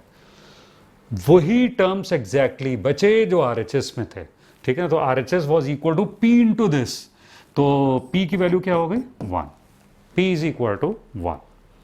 चलिए नेक्स्ट प्रॉब्लम देखते हैं। ये देखिए प्रॉब्लम बहुत सिंपल है कि आपको 6 फ्रेंड्स में से नन 1 और मोर फ्रेंड्स सेलेक्ट करने हैं। तो बस लैंग्वेज से थोड़ी फैमिलियरिटी कराना चाहता हूँ। देखिए नन फ्रेंड चुनने का मतलब है 0 फ्रेंड चुनना। अच्छा, 0 फ्रेंड चुनने का भी एक तरीका होता है, that is denoted by 6C0। ठीक है, नोट करते चलिए। देन एक फ्रेंड मान लीजिए सेलेक्ट करना है, तो उसके तरीके होते हैं 6C1। अच्छा, 6C1 की वैल्यू 6 होती है, और 6 आपको नजर आ रही है कि भाई इनमें से कोई भी एक सेलेक्ट कर लो। फिर 2 फ्रेंड सेलेक्ट किए जाएं, या 3 सेलेक्ट किए जाएं, या 4 या 5 या 6, तो ये इनको सबको सम करोगे तो टोटल नंबर ऑफ वेज आ जाएंगे। अच्छा, वो पास्कल्स ट्रायंगल में देखा था ना, इन सब का सम होगा 2 टू द पावर 6। एक्चुअली भी आप चेक कर सकते हो, वैसे वो पैटर्न से क्लियर है आपको, 2 टू पावर 6, करेक्ट। अच्छा, यहाँ पर देखिए एक मैंने खेल किया है कि ये 6C0 के नीचे 6C6 लिखा है, दोनों की वैल्यू बराबर होती है, इन दोनों की वैल्यू बराबर होती है, इन दोनों की वैल्यू बराबर होती है। तो ये जो सिमेट्री है ना बाइनोमियल कोफिशिएंट्स में, ये या कहना चाहिए अभी कॉम्बिनेशंस में, वो हम लोग अभी आगे वाली प्रॉब्लम्स में काफ़ी यूज़ करने वाले हैं। यहाँ उसका कोई यूज़ नहीं था, जस्ट मैंने एक माहौल बनाने के लिए ये इस तरीके से लिख दिया है। एनीवे, इस प्रॉब्लम का आंसर है 2 टू पावर 6। नेक्स्ट प्रॉब्लम देखिए, जिसमें कहा जा रहा है कि 6 एलिमेंट्स का एक सेट है, उसके बताइए सबसेट्स कितने होंगे। अच्छा, ये सबसेट वाली प्रॉब्लम एक बार पहले आ चुकी है, याद करिए, इसको देख के याद आ गया होगा आपको कि हमने ये टोटल सबसेट्स काउंट किए थे। टोटल सबसेट्स काउंट करने का एक और तरीका देखिएगा ध्यान से, ये 5 एलिमेंट्स का उस समय हमने सेट कंसीडर किया था। ये पुरानी सिचुएशन है, इससे थोड़ी डिफरेंट है। तो यहाँ पर देखिए एक और तरीके से हम कह सकते हैं कि 5 में से अगर 0 एलिमेंट सेलेक्ट करोगे तो एक तरीका होगा और उससे एक सबसेट बनेगा। 5 में से एक सेलेक्ट करने के 5 तरीके होंगे और वो 5 सबसेट्स देंगे। 5 में से 2 सेलेक्ट करने के ये तरीके होंगे, 5 में से 3 सेलेक्ट करने के ये तरीके होंगे, 5 में से 4 सेलेक्ट करने के ये, और 5 में से 5 सेलेक्ट करने के ये। अच्छा, इन सबको ऐड करोगे तो पास्कल्स ट्रायंगल में हमने देखा था 2 टू पावर 5 आया था। और याद करिए कि इस प्रॉब्लम का आंसर भी हमने 2 टू पावर 5 यानी कि 32 निकाला था। ठीक है ना। तो इतनी नॉलेज है आपके पास। चलिए आगे बढ़ते हैं, ये अपनी ये वाली प्रॉब्लम सॉल्व करते हैं जिसमें 6 एलिमेंट्स का सबसेट पूछा जा रहा है। तो 6 एलिमेंट्स हमने देखिए ABCDEF लिए, जानबूझ के मैंने वही नाम लिए हैं जो अभी फ्रेंड्स के नाम रखे थे, ये आपको एहसास कराने के लिए कि पिछली प्रॉब्लम और ये प्रॉब्लम एग्जैक्टली सेम है। उसमें हम फ्रेंड्स की बात कर रहे थे, फ्रेंड्स से कुछ फ्रेंड्स को सेलेक्ट कर रहे थे, कुछ मतलब 2 या 3 या 4। यहाँ पर हम अल्फ़ाबेट्स में से 2 या 3 या 4 सेलेक्ट करेंगे और सबसेट बनाते जाएंगे, करेक्ट। तो इसको कायदे से अगर आप लिखना चाहते हैं, थोड़ा देखने में थ्योरेटिकल प्रॉब्लम लगती है लेकिन है एग्जैक्टली वो फ्रेंड्स वाली। तो देखिएगा, नंबर ऑफ एलिमेंट अगर 0 हो तो सबसेट्स होंगे 6C0, और 1 हो तो 6C1, 2 हो तो 6C2। जैसे अभी मैंने 5 वाले केस में बताया था, डॉट डॉट डॉट, अगर 6 एलिमेंट्स का आप सबसेट बनाएं तो वो तरीके होंगे 6C6, और इन सबको ऐड करोगे तो आएगा 2 to the power 6। तो फ्रेंड वाली प्रॉब्लम, सबसेट वाली प्रॉब्लम दोनों ही सिमिलर हैं। इसी बात को जनरलाइज करते हैं। जनरलाइज करने के लिए मान लीजिए एक सेट है जिसमें n एलिमेंट्स हैं, 6 के बाद हम सीधे n एलिमेंट्स पे जंप कर रहे हैं। अच्छा, n एलिमेंट्स के कितने सबसेट्स हो सकते हैं ये मान लीजिए मुझे बताना है। तो देखिए, इसमें से 0 एलिमेंट सेलेक्ट करो तो एक तरीका होगा सबसेट बनाने का, या फिर एक एलिमेंट सेलेक्ट करो, एक एक एलिमेंट वाले सबसेट्स बन जाएंगे, 2 एलिमेंट्स वाले सबसेट्स बन जाएंगे। ये तो आपको क्लियर हो रहा है ना, क्योंकि अभी अभी मैंने 6 वाला एग्जाम्पल दिया है। अच्छा, इसका सम क्या होगा? यस, पैटर्न से आपने बिल्कुल ठीक बताया, 2 to the power n, ठीक है ना। जैसे 6C0 6C1 का सम 2 to the power 6 होता था, 7C0 7C1 का सम वगैरह का सम 2 to the power 7 होता था, वैसे इनका सम 2 to the power n होगा, ठीक है। ये देखिए, इस रिजल्ट को ही हम लोग बेसिकली टेक्निक 3.3 कह सकते हैं, ठीक है ना। इस रिजल्ट को ही हम लोग टेक्निक 3.3 कह सकते हैं, ठीक है ना। आप लोग टेक्निक 3.3 साइड में लिख लीजिएगा, इसको साइड में लिख लीजिएगा ऐसे, technique 3.3 and this, correct. Next, ये देखिए, ये जो रिजल्ट है वो काफ़ी इंपॉर्टेंट रिजल्ट है। इसको एक और तरीके से लाया जा सकता है। ये देखिए, बायनोमियल एक्सपेंशन मैंने आपके सामने लिखा है, ठीक है ना। जिन लोगों ने भाई अभी ये टॉपिक नहीं पढ़ा है वो वक्त आने पर पढ़ेंगे। इसको हम लोग बोलते हैं बायनोमियल एक्सपेंशन। यहाँ पर जो NC1 NC2 NC3 हैं वो वही हैं जिनकी बात हम लोग यहाँ कर रहे हैं, ठीक है। तो इस एक्सपेंशन में अगर आप x इज इक्वल टू 1 रख दें, अगर आप x इज इक्वल टू 1 रख दें, put x is equal to 1, तब आप ध्यान से देखें यही एक्सप्रेशन आपको मिल जाएगा। यहाँ पर ये यहाँ पर आएगा 2 to the power n, और इधर C0 plus C1 NC0 plus NC1 plus NC2 plus dot dot dot NCN। तो अभी जो सबसेट वाला तरीका है वो इस रिजल्ट को देखने का फिजिकल तरीका है, और थ्योरेटिकल तरीका क्या है, ये बायनोमियल एक्सपेंशन में x इक्वल टू 1 दोनों तरफ रख दें, ठीक है ना। तो ये देखिए, मैं बार बार इनको बायनोमियल कोफिशिएंट बोल रहा हूँ ना, अब आपको रीज़न समझ में आ गया होगा, वो लिख भी लीजिए कि ये बायनोमियल एक्सपेंशन के RHS में ये कोफिशिएंट्स की तरह अपीयर होते हैं, ये तो इसीलिए इनको NC0 NC2 को बायनोमियल कोफिशिएंट्स भी कहा जाता है, ठीक है ना। नेक्स्ट प्रॉब्लम देखते हैं कि अब आपको इन 6 फ्रेंड्स में से कुछ लोगों की टीम बनानी है। अब ये नहीं बताया जा रहा है कितने लोगों की टीम बनानी है, बस ये शर्त रखी जा रही है कि टीम्स की संख्या मैक्सिमम कब होगी। जैसे मान लीजिए आप 1 पर्सन की टीम बनाएं तो 6 टीम्स बना सकते हैं, ये तो बहुत कम हुई। 2 पर्सन्स की टीम बनाएं तो आप 15 टीम्स बना सकते हैं, ठीक है ना। तो ये भी संख्या चलिए ठीक है। मैक्सिमम संख्या क्या होगी टीम बनाने की, तो उसके लिए देखिए, ये एक पैटर्न जो हम लोगों ने पास्कल्स ट्रायंगल में ही देखा था, उसको इस तरीके से भी लिख लीजिए। एक्चुअली उसी पैटर्न को हम थोड़ा पिक्टोरियली रिप्रेजेंट करना चाहते हैं, जिसमें हमने ये ऐसे लिखा है 6C0 और 6C6 बराबर होते हैं। अच्छा, 6C0 से 6C1 बड़ा होता है, और 6C1 के बराबर ही 6C5 होता है। अच्छा, इससे भी बड़ा 6C2 होता है, और उसके बराबर 6C4 होता है, और सबसे बड़ा होता है 6C3। ये सिमेट्री हमने ऑब्जर्व की थी, तो वो दोबारा मैंने आपको दिखा दिया। इस सिमेट्री का यूज़ हम कुछ प्रॉब्लम्स में करने वाले हैं। तो देखिए, मैक्सिमम वैल्यू होगी इन सब में 6C3 की। तो अगर आप 3 लोगों की टीम बनाने का फैसला करें तो आप मैक्सिमम नंबर ऑफ टीम्स बना पाएंगे। तो इसको यहां पर लिख लीजिएगा, 6C3 has the greatest value, so number of 3 member team is maximum. 3 member team जो होगी वो मैक्सिमम होगी, ठीक है। इसी तरीके से अब 7 फ्रेंड्स अगर हों तो आपसे कहा जा रहा है कितने लोगों की टीम मैक्सिमम बना सकते हैं आप। तो इसके लिए देखिए वो जो पास्कल्स ट्रायंगल में 7C0 7C1 की वैल्यूज़ थी उनको मैंने इस तरीके से लिखा है। क्यों लिखा है ऐसे? क्योंकि 7C0 मुझे मालूम है 7C7 के बराबर होता है, 7C1 मालूम है 7C6 के बराबर होता है, डॉट डॉट डॉट, ये दो वैल्यूज़ बराबर होती हैं। आपको याद होगा कि 7C3 की वैल्यू 35 आई थी और 7C4 भी 35 था, ठीक है ना। मैंने कैलकुलेट करके भी दिखाया था आपको। एनीवे तो ये दो टर्म्स होते हैं, दो कोफिशिएंट्स होते हैं जो मैक्सिमम होते हैं। तो अब देखिए, आप 3 लोगों की टीम बनाओ तो आप 35 टीम्स बना सकते हो, या 4 लोगों की टीम बनाओ तब भी आप 35 टीम्स बना सकते हो। तो आप 3 लोगों की टीम या 4 लोगों की टीम बनाएं तो मैक्सिमम पॉसिबल टीम्स आपको मिलेंगे, ठीक है ना। लिख लीजिएगा इस बात को, 7C3 and 7C4 both are equal and have greatest value, so 3 or 4 members should be kept in the team। ये फाइनल आंसर है इस प्रॉब्लम का भाई, ठीक है, डन। ये देखिए, इसी बात को जनरलाइज कर दें, 14 फर्स्ट यानी 6C0 6C1 का मैंने एक हिल बनाया था ना इसी टाइप का, इसी को मैं उसी हिल को किसी भी इवन नंबर के लिए बनाना चाहता हूँ, यानी 8 के लिए, 10 के लिए, सबके लिए अलग अलग दिखाऊंगा, बोरिंग हो जाएगा। मैंने सीधे एक इवन नंबर ले लिया 2n। अब देखिए क्या लॉजिक लगाया मैंने, 2nC0 उसी के बराबर होगा 2nC2n, 2nC1 उसी के बराबर होगा 2nC2n-1। ऐसे करते करते करते करते मिडिल वाला जो ये कोफिशिएंट होगा, मिडिल वाला जो बाइनोमियल कोफिशिएंट होगा वो मैक्सिमम होगा, उसकी वैल्यू मैक्सिमम होगी। तो किसी भी इवन नंबर के लिए अगर आपसे पूछा जाए कि भाई सबसे बड़े वैल्यू किस बाइनोमियल कोफिशिएंट की है, तो आप बोल देंगे 2nCn। करेक्ट, नजर आ रहा है आपको ये? अच्छा, ये जो आपने इतना सिमेट्री का पैटर्न अपने माइंड में डेवलप किया है, उसी पर बेस्ड ये छोटी सी प्रॉब्लम है, इसको चलिए सॉल्व करते हैं। देखिए इसमें क्या कहा जा रहा है, ये सम आपको निकालना है।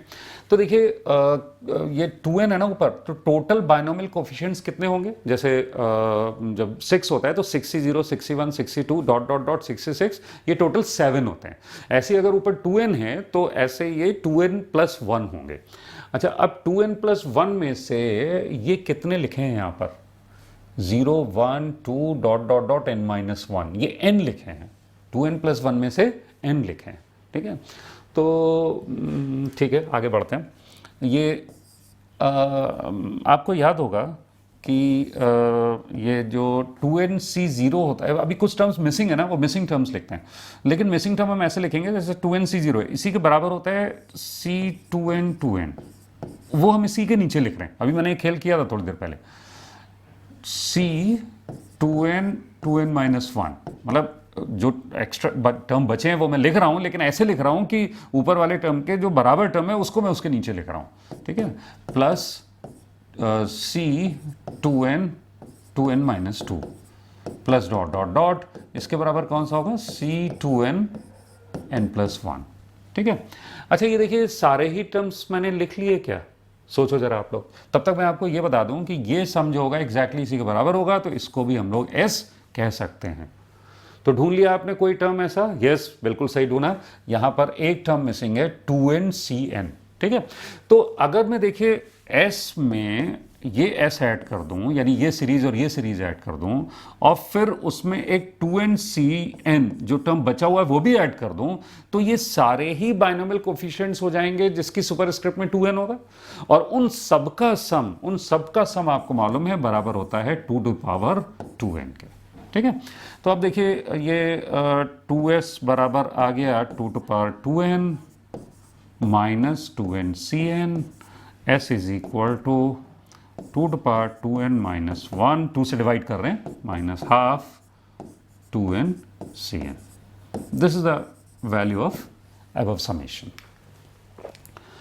ये देखिए ये जो मैंने 7 के लिए हिल बनाई थी उसी का जनरलाइज वर्जन है। 7 एक ऑड नंबर था, तो अब कोई भी ऑड नंबर एग्जाम में आ सकता है। 9C0 9C1 की बात हो सकती है, 101C0 101C1 101C2 की बात हो सकती है। अब अभी तो बड़ा डर लग रहा है ये सब सुनने में, लेकिन ये पैटर्न क्लियर करने के बाद आपके सारे डर खत्म हो जाएंगे। देखिए ध्यान से, कोई भी ऑड नंबर हो, अगर हम 2n+1 C0 लिखते हैं तो उसी के बराबर तो 2n+1 C2n+1 भी होगा ना, ठीक है ना।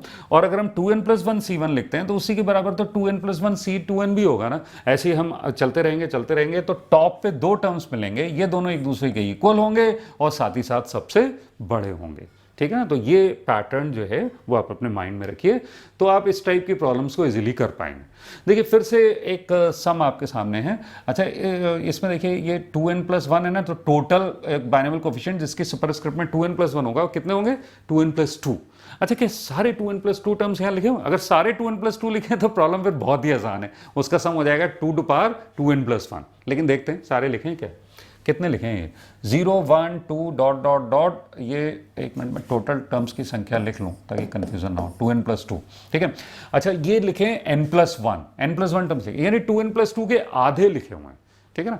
अब बाकी आधे मैं लिखना चाहता हूं, देखिए कौन कौन सा बचा है। अच्छा, वही टेक्निक इस्तेमाल करूंगा कि ऊपर वाले के बराबर वाला जो है वो उसके नीचे लिखूंगा। जैसे इसके नीचे मैं क्या लिखूंगा? C2n 2n। इसके नीचे क्या लिखूंगा? C, एक मिनट, 2n+1 है ना, C2n+1 और यहाँ 2n, बिल्कुल ठीक। ये दोनों बराबर होंगे, वो उस वाले फॉर्मूले से NCR = NCn-R, ठीक है। प्लस डॉट डॉट डॉट, इसके बराबर क्या होगा? C2n+1 n+1। अब देखिए क्या सारे ही टर्म्स हो गए हैं? 2n+1 C0 से ट्रेन ये शुरू हुई, 2n+1 C1, फिर Cn तक आए और फिर देखिए नीचे n+1 और ये ट्रेन ऐसे चलती चली गई, ये सारे टर्म्स कंप्लीट हो गए। अच्छा, नीचे वाले टर्म्स करस्पॉन्डिंग टर्म के इक्वल हैं, इसलिए नीचे वाला सम भी ऐसे ही होगा। अब अगर मैं इन दोनों को ऐड कर दूं s + s, तो यहाँ तो सारे ही टर्म्स आ गए हैं जिसका सम हो जाएगा 2n+1। तो s की वैल्यू क्या हो जाएगी? हाफ से डिवाइड, 2 से डिवाइड कर दें दोनों तरफ, तो s = 2^2n। This is the final answer, correct. Next problem देखते हैं। ये देखिए 2n बॉल्स हैं, उनमें कुछ वाइट हैं, कुछ रेड हैं। प्रॉब्लम में बड़ी अजीब सी बात है कि ये नहीं दिया हुआ है कितनी रेड हैं कितनी वाइट, बस कुछ रेड कुछ वाइट, और उनको एक रो में अरेंज किया गया। तो बताना है कि मैक्सिमम तरीके क्या होंगे उनको अरेंज करने। प्रॉब्लम बड़ी अब्स्ट्रैक्ट सी लग रही है, बड़ी हाई फाई सी लग रही है, क्योंकि ये बताया ही नहीं है कि इतनी रेड बॉल हैं कितनी वाइट बॉल हैं, ठीक है। चलिए हम लोग स्ट्रगल करते हैं। ये मान लीजिए ये 2n टोटल बॉल्स है ना, मान लीजिए उसमें से रेड जो हैं वो R हैं और वाइट जो हैं वो 2n-R है। ऐसा तो मान ही सकते हैं ना। अब R की वैल्यू 1 हो सकती है, 2 हो सकती है, 3 हो सकती है। पूछा जा रहा है R की कितनी वैल्यू के लिए ये नंबर ऑफ अरेंजमेंट्स मैक्सिमम होंगे। तो देखिए ये R अलाइक बॉल्स हैं, ये 2n-R अलाइक बॉल्स हैं, तो टोटल नंबर ऑफ अरेंजमेंट्स इनके होंगे factorial 2n upon factorial R factorial 2n-R। बहुत पॉपुलर फॉर्मूला है, इसको डिटेल में हम लोग आगे चल के पढ़ेंगे, अभी फिलहाल आप इसका यूज़ देखिए। अच्छा, अब ये जो नंबर ऑफ अरेंजमेंट्स हैं ये आपको नज़र आ रहा है कि 2n-CR का फॉर्मूला है, 2n-CR, यानी आपको ये सोचना है कि 2n-CR की मैक्सिमम वैल्यू कब होगी। तो ये मैक्सिमम तब होता है, अभी अभी हमने देखा था, जब R = n होगा। Is maximum when R = n। Actually अभी जो हमने हिल देखा था ना, उसका एप्लीकेशन मैं आपको बताने की कोशिश कर रहा हूँ, ठीक है ना, कैसी कैसी प्रॉब्लम्स में उसका एप्लीकेशन हो सकता है, ठीक है। नेक्स्ट प्रॉब्लम देखिए, नोट कर लीजिए इसको। सपोज करिए हर क्वेश्चन पेपर में R क्वेश्चंस हैं। देखिए 20 क्वेश्चंस का एक क्वेश्चन बैंक है, उसमें से एक पेपर बनाना, लेकिन पेपर में कितने क्वेश्चंस हैं ये नहीं दिया हुआ है, ठीक है। तो आपने मान लिया कि लेट R क्वेश्चंस का हम पेपर बनाते हैं। अच्छा, R क्वेश्चंस का अगर पेपर बनाओगे तो टोटल कितने क्वेश्चन पेपर्स बना सकते हो? यस, जितने तरीके से आप R क्वेश्चंस चुन सकते हो, 20CR। अच्छा, अब कहा जा रहा है कि find the maximum number of question papers. Maximum number of question papers कितने बना सकते हो, ये आपसे पूछा जा रहा है, ठीक है ना। तो 20CR की मैक्सिमम वैल्यू क्या होगी? हाँ, बिल्कुल ठीक बताया आपने, मैक्सिमम वैल्यू तब होगी जब R = 10 होगा। Is maximum when R = 10, correct. भाई पॉज करके नोट जरूर करते रहिएगा। ये देखिए क्वेश्चन नोट कर लीजिए पॉज करके। Find the number of ways in which majority of students out of a batch of 31 students get selected in IIT JEE mains. एक क्लास में 31 स्टूडेंट्स हैं, उसके मेजॉरिटी स्टूडेंट सेलेक्ट हो जाएं, उसके कितने तरीके हैं? मेजॉरिटी का मतलब मेजॉरिटी 15 में मेजॉरिटी हो जाएगी क्या? नहीं नहीं नहीं, आधे से ज़्यादा होने चाहिए ना। आधे से ज़्यादा के लिए 16 में मेजॉरिटी होगी। 17 में भी जैसे 16 सिलेक्शंस अगर हो जाएं इस क्लास से तो माना जाएगा कि मेजॉरिटी लोगों के सिलेक्शन हो गए, और 17 के हो जाएं तो भी माना जाएगा, 18 तो भी मेजॉरिटी के सिलेक्शंस हो गए, ऐसे डॉट डॉट डॉट 31 के हो जाएं अगर तो हाँ बिल्कुल ठीक है, तब भी मेजॉरिटी के सिलेक्शंस हुए। तो रिक्वायर्ड नंबर ऑफ वेज लिख लीजिएगा, required number of ways is equal to 31C16 plus 31C17 plus dot dot dot 31C31। ये सम हमें निकालना है, इसकी वैल्यू निकालनी है, ठीक है। अच्छा अब देखिए ये सीरीज सम करने की थोड़ी तो प्रैक्टिस हो चुकी है ना, उसी एक्सपीरियंस का फ़ायदा उठाते हैं। यहाँ देखिए 31C वाले क्या सारे टर्म्स हैं? नहीं, सारे नहीं हैं। सारे होते तब तो आंसर हो जाता 2 टू पावर 31। अच्छा अब किसी तरह से सारे क्रिएट करने की कोशिश की जाए तो हमें शायद सम पता चल पाए। ये देखिए क्या क्या बचा है। एक बचा है 31C0। 31C0 यहाँ कहीं नहीं दिख रहा है, उसको यहाँ लिख दूँ क्या? नहीं नहीं नहीं, वो टेक्निक आपको याद है ना, उसके नीचे लिखो जो बराबर हो उसके। तो 31C0। अच्छा ऐसे ही 31C1 यहाँ लिखेंगे, डॉट डॉट डॉट, यहाँ क्या लिखेंगे? यहाँ क्या लिखेंगे भाई? 31C14, क्योंकि 14 और 17 का सम 31 के बराबर होता है, इसलिए ये दोनों इक्वल होंगे। अच्छा यहाँ क्या लिखेंगे? 31C15। देखिए क्या सारे हो गए क्या? ये C0 से गाड़ी शुरू हुई, C0, C1, C2 dot dot dot, C14, C15, और ये देखिए C16, C17, ये देखिए इस तरीके से ये सारे ही टर्म्स हो गए हैं C0 से लेकर C31 तक, ठीक है। तो इसलिए इन सबका सम, ऊपर नीचे वाले सबका सम जो होगा वो हमें पता है 2 टू पावर 31 होगा। तो चलिए ऐसा करते हैं, ये भी हमें पता है कि नीचे वाली सीरीज़ का सम ऊपर वाली सीरीज़ के सम के बराबर ही है, क्योंकि करस्पॉन्डिंग टर्म्स बराबर है। तो इस सम का भी नाम S रख देते हैं, इसको भी S से डिनोट करते हैं और दोनों को ऐड करते हैं, तो हमें मिलेगा 2S इज इक्वल टू, अच्छा ये तो सारे ही C's हैं तो जिनका सम होता है 2 टू पावर 31, यानी S is equal to 2 to power 30। Final answer, ठीक है। देख रहे हैं IIT JEE के क्वेश्चंस कितने कंफर्टेबली कर रहे हैं आप, क्योंकि वो पिक्चराइजेशन माइंड में हो चुका है ना आपके। ये देखिए एक और प्रॉब्लम IIT का 1987, फिर से एक यहाँ पर क्या है, सीरीज़ का सम नहीं दिया, मतलब रिवर्स प्रॉब्लम हो गई है। सीरीज़ का सम ना पूछ के उन्होंने सीरीज़ का सम दे दिया है 63 और आपसे n की वैल्यू पूछी है। इनफैक्ट ये क्लेम किया है कि n is a factor of 63, तो आप n की वैल्यू निकालोगे तभी तो एक क्लेम को चेक करोगे, और कहा जा रहा है बताओ ये ट्रू है या फॉल्स है। चलिए शॉर्ट में n की वैल्यू हमें निकालनी है। तो देखिए ये जो सीरीज़ है इसमें देखिए ऊपर 2n+1 है, तो टोटल टर्म्स में जैसे मैंने बताया था 2n+2 होंगे, लेकिन यहाँ हैं कितने टर्म्स? 1 से लेकर n तक n हैं, n टर्म्स हैं। अच्छा अगर n+1 होते तो टोटल के आधे होते, और यहाँ केवल n है। तो मैं ऐसा करता हूँ, ये इस पहले वाला टर्म जो है और ऐड कर देता हूँ 2n+1C0, तब तो फिर भाई आधे टर्म्स हो जाएंगे ना, तो एक सिमेट्री का यूटिलाइजेशन हम कुछ कर पाएंगे।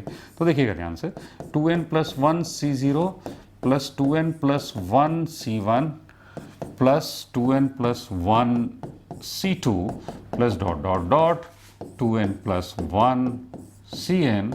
ये चूंकि मैंने ये 1 ऐड किया ना इसमें, तो इधर भी 1 ऐड करूंगा तो ये हो जाएगा 64 के बराबर, ये 64 के बराबर हो जाएगा, ठीक है ना।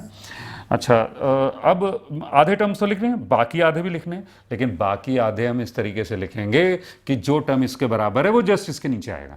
तो इसके नीचे क्या लिखा जाए? 2n+1C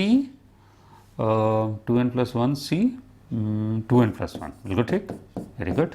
और ये इसके नीचे क्या लिखें? 2n+1C 2n, ठीक है। और प्लस ऐसे ही चलते चलते इसके नीचे क्या लिखें? 2n+1C n+1, ठीक है। तो ये हर टर्म करस्पॉन्डिंग बराबर है ऊपर नीचे, तो ये वाला सम भी तो ऊपर वाले सम के बराबर ही होगा ना, और ऊपर वाले सम की वैल्यू 64 हमें मालूम है, तो ये सम भी 64 ही होगा, ठीक है। अच्छा अब देखिए बहुत इंटरेस्टिंग बात कि ये 2n+1 0 से ट्रेन शुरू हुई है, ये n तक पहुंची है और n+1 वाला ये नीचे टर्म है, ये ट्रेन चलते चलते यहाँ रुकी है। तो इस ट्रेन में देखिए सारे ही टर्म्स कवर हो गए, और जब सारे ही बाइनोमियल कोफिशिएंट्स का सम आपको लिखना हो तो वो होता है 2 टू द पावर ये सुपरस्क्रिप्ट, तो ये सम हो जाएगा 2 to the power 2n+1, 2n+1। अच्छा, इसकी वैल्यू कितनी हो जाएगी? 64 + 64, 64 × 2 यानी 128, 64 × 2 यानी कि 128। तो 128 भी क्या कोई 2 की पावर होती है क्या? हाँ, याद करिए, बिल्कुल ठीक, 2 टू पावर 7। तो हमें पता चला 2n+1 is equal to 7, 2n+1 is equal to 7। तो n की वैल्यू क्या आ रही है? 3, n इज इक्वल टू 3। ठीक है। अच्छा, अब आप अपनी तसल्ली के लिए क्या कर सकते हो, n is equal to 3, n is equal to 3 यहाँ लिख सकते हो। तो ये हो जाएगा 7c1 + 7c2 + dot dot dot 7c3। तो इनका सम आप देख लीजिएगा 63 ही आएगा। तो प्रॉब्लम इजी थी, कुछ बहुत जीनियस टाइप के लोग इसको डायरेक्ट भी सोच लेते हैं n इज इक्वल टू 7, लेकिन भाई मैं उस जीनियस कैटेगरी का तो नहीं हूँ एटलीस्ट, तो मैंने पूरा कायदे से वर्किंग करा। ठीक है। अच्छा, फिर वर्किंग की इंपॉर्टेंस एक और भी है कि यहाँ तो चलिए 63 छोटा नंबर था तो डायरेक्टली सोचना कुछ हद तक पॉसिबल है, लेकिन अगर ये बहुत बड़ा कर दिया जाए तो बड़े बड़े जीनियस तो हो जाएंगे धाराशायी, लेकिन हम और आप जो है कायदे से इस मेथड से अपना आंसर निकाल लेंगे। ठीक है। अब देखिए, बिल्कुल डिफरेंट टर्न ले रहे हैं हम लोग अपने डिस्कशन में। ये अभी तक हमने क्या किया था, वो बाइनोमियल कोफिशिएंट्स के सम का रिजल्ट देखा, उसकी सिमेट्री देखी, उसमें कौन सा मैक्सिमम होगा ये देखा, ये सब टेक्निक्स के फॉर्म में देखकर उसके एप्लीकेशंस सीख लिए। लेकिन अब बिल्कुल डिफरेंट टाइप की प्रॉब्लम्स आने जा रही हैं, तो उसमें ये पहला सवाल है, तो जरा ध्यान से इसको समझिएगा। From a group of 4 American and 6 Indian scientists, a committee of 5 is formed. In how many of these committees Indian scientists are in majority? ठीक है। तो देखिए यहाँ पर जो पर्सन्स दिए हैं टोटल 10 पर्सन्स हैं। 10 पर्सन्स में 2 कैटेगरी के पर्सन्स हैं, Indian scientist and American scientist. और किसके बारे में कंडीशन दी हुई है, किसके नंबर के बारे में कुछ इन्फॉर्मेशन दी हुई है?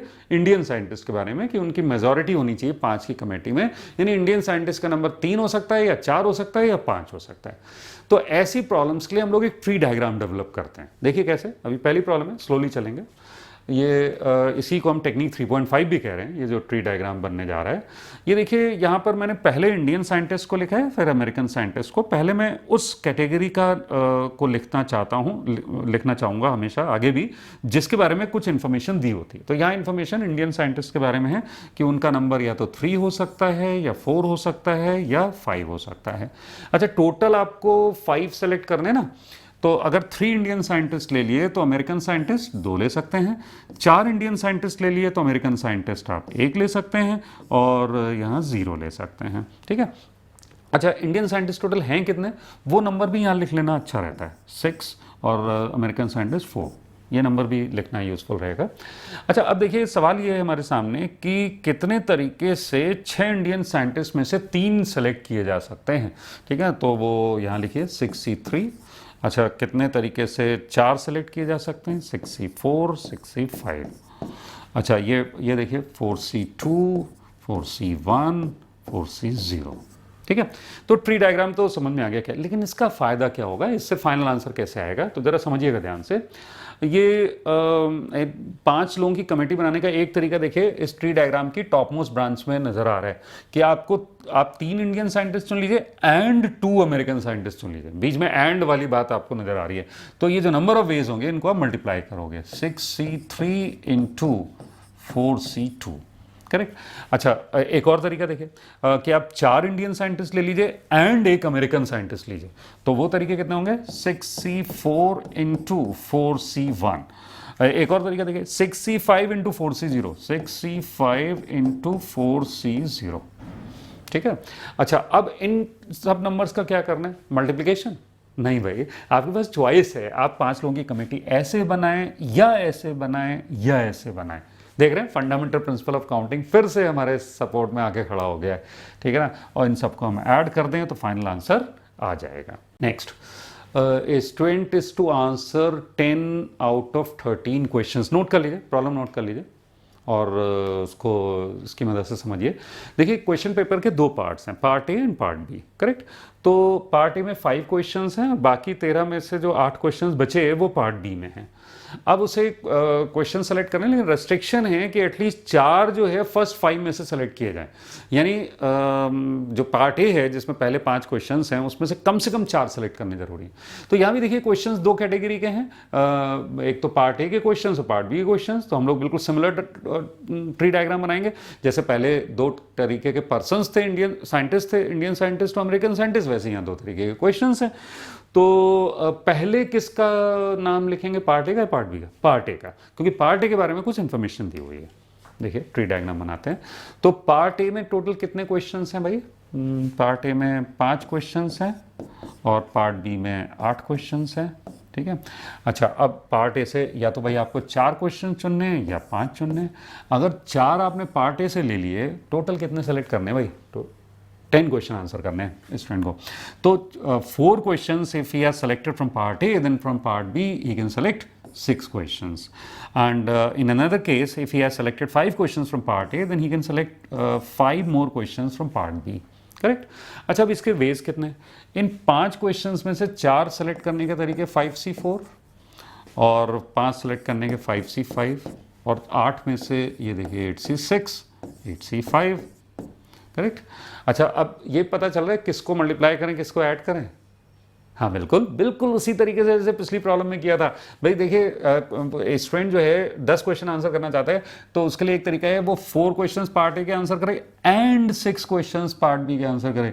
तो 5C4 इंटू 8C6 और यहाँ पर देखिए 5C5 इंटू 8C5, यानी ब्रांच के अलॉन्ग जो बाइनोमियल कोएफिशिएंट्स लिखे उनका मल्टीप्लिकेशन होगा और इन दोनों का एडिशन होगा। रीजन आपको क्लियर है कि भाई स्टूडेंट ऐसे 10 क्वेश्चन चुने या ऐसे 10 क्वेश्चन चुने, इन दोनों को ऐड करोगे तो फाइनल आंसर आ जाएगा 196। नेक्स्ट प्रॉब्लम नोट करिए भाई, थोड़ी लंबी प्रॉब्लम है, एडवांस की प्रॉब्लम है भाई, तो इसलिए कायदे से नोट करिएगा। ये देखिए 6 गर्ल्स और 4 बॉयज है ना, तो मिल लीजिए 6 गर्ल्स एंड 4 बॉयज, करेक्ट। और इसमें क्या करना है, एक फ्रॉम दीज 4 मेंबर्स की एक टीम बनानी है और उसमें से एक कैप्टन भी चुनना है। और 4 मेंबर्स की टीम में रेस्ट्रिक्शन क्या है? एटमोस्ट 1 बॉय, यानी बॉय अधिक से अधिक एक होना चाहिए। एटमोस्ट 1 का मतलब हुआ या तो 1 हो सकता है या 0 हो सकता है। तो बॉय के बारे में हमें इन्फॉर्मेशन दी हुई है ना, तो हम बॉय को पहले लिखेंगे। क्राइटेरिया समझ में आ रहा है भाई आपको? ट्री डायग्राम हमेशा स्मूथली बनेगा अगर आप इन क्राइटेरियाज का ध्यान रखोगे। तो चलिए बनाते हैं ट्री डायग्राम। ये पहले हम लोग बॉयज़ का नंबर लिखते हैं। बॉयज़ हैं कितने, गिवन कितने हैं बॉयज़? 4 और गर्ल्स कितनी है? 6। अच्छा, बॉय या तो आप 0 सेलेक्ट कर सकते हो या 1 सेलेक्ट कर सकते हो, ठीक है ना। अगर टोटल कितने की टीम बनानी भाई? 4 की। तो अगर आपने 4 मतलब अगर आपने 0 बॉय सेलेक्ट किया है तो गर्ल्स फिर आपको 4 सेलेक्ट करनी हो, तभी 4 की टीम बनेगी। और अगर एक बॉय सेलेक्ट कर लिया है तो फिर 3 गर्ल्स सेलेक्ट करनी होगी। अच्छा, अब कितने कितने वेज हैं देखिए, ये 4C0, 4C1, 6C4, 6C3। अच्छा, अब टीम बनाने का एक तरीका ये है कि 0 बॉय सेलेक्ट करो एंड 4 गर्ल्स सेलेक्ट करो। तो 4C0 इंटू 6C4 और यहाँ पर देखिए 4C1 इंटू 6C3 और इन दोनों का बीच में एडिशन, ठीक है ना। तो ये देखिए ये कैलकुलेशंस आप कर लेंगे।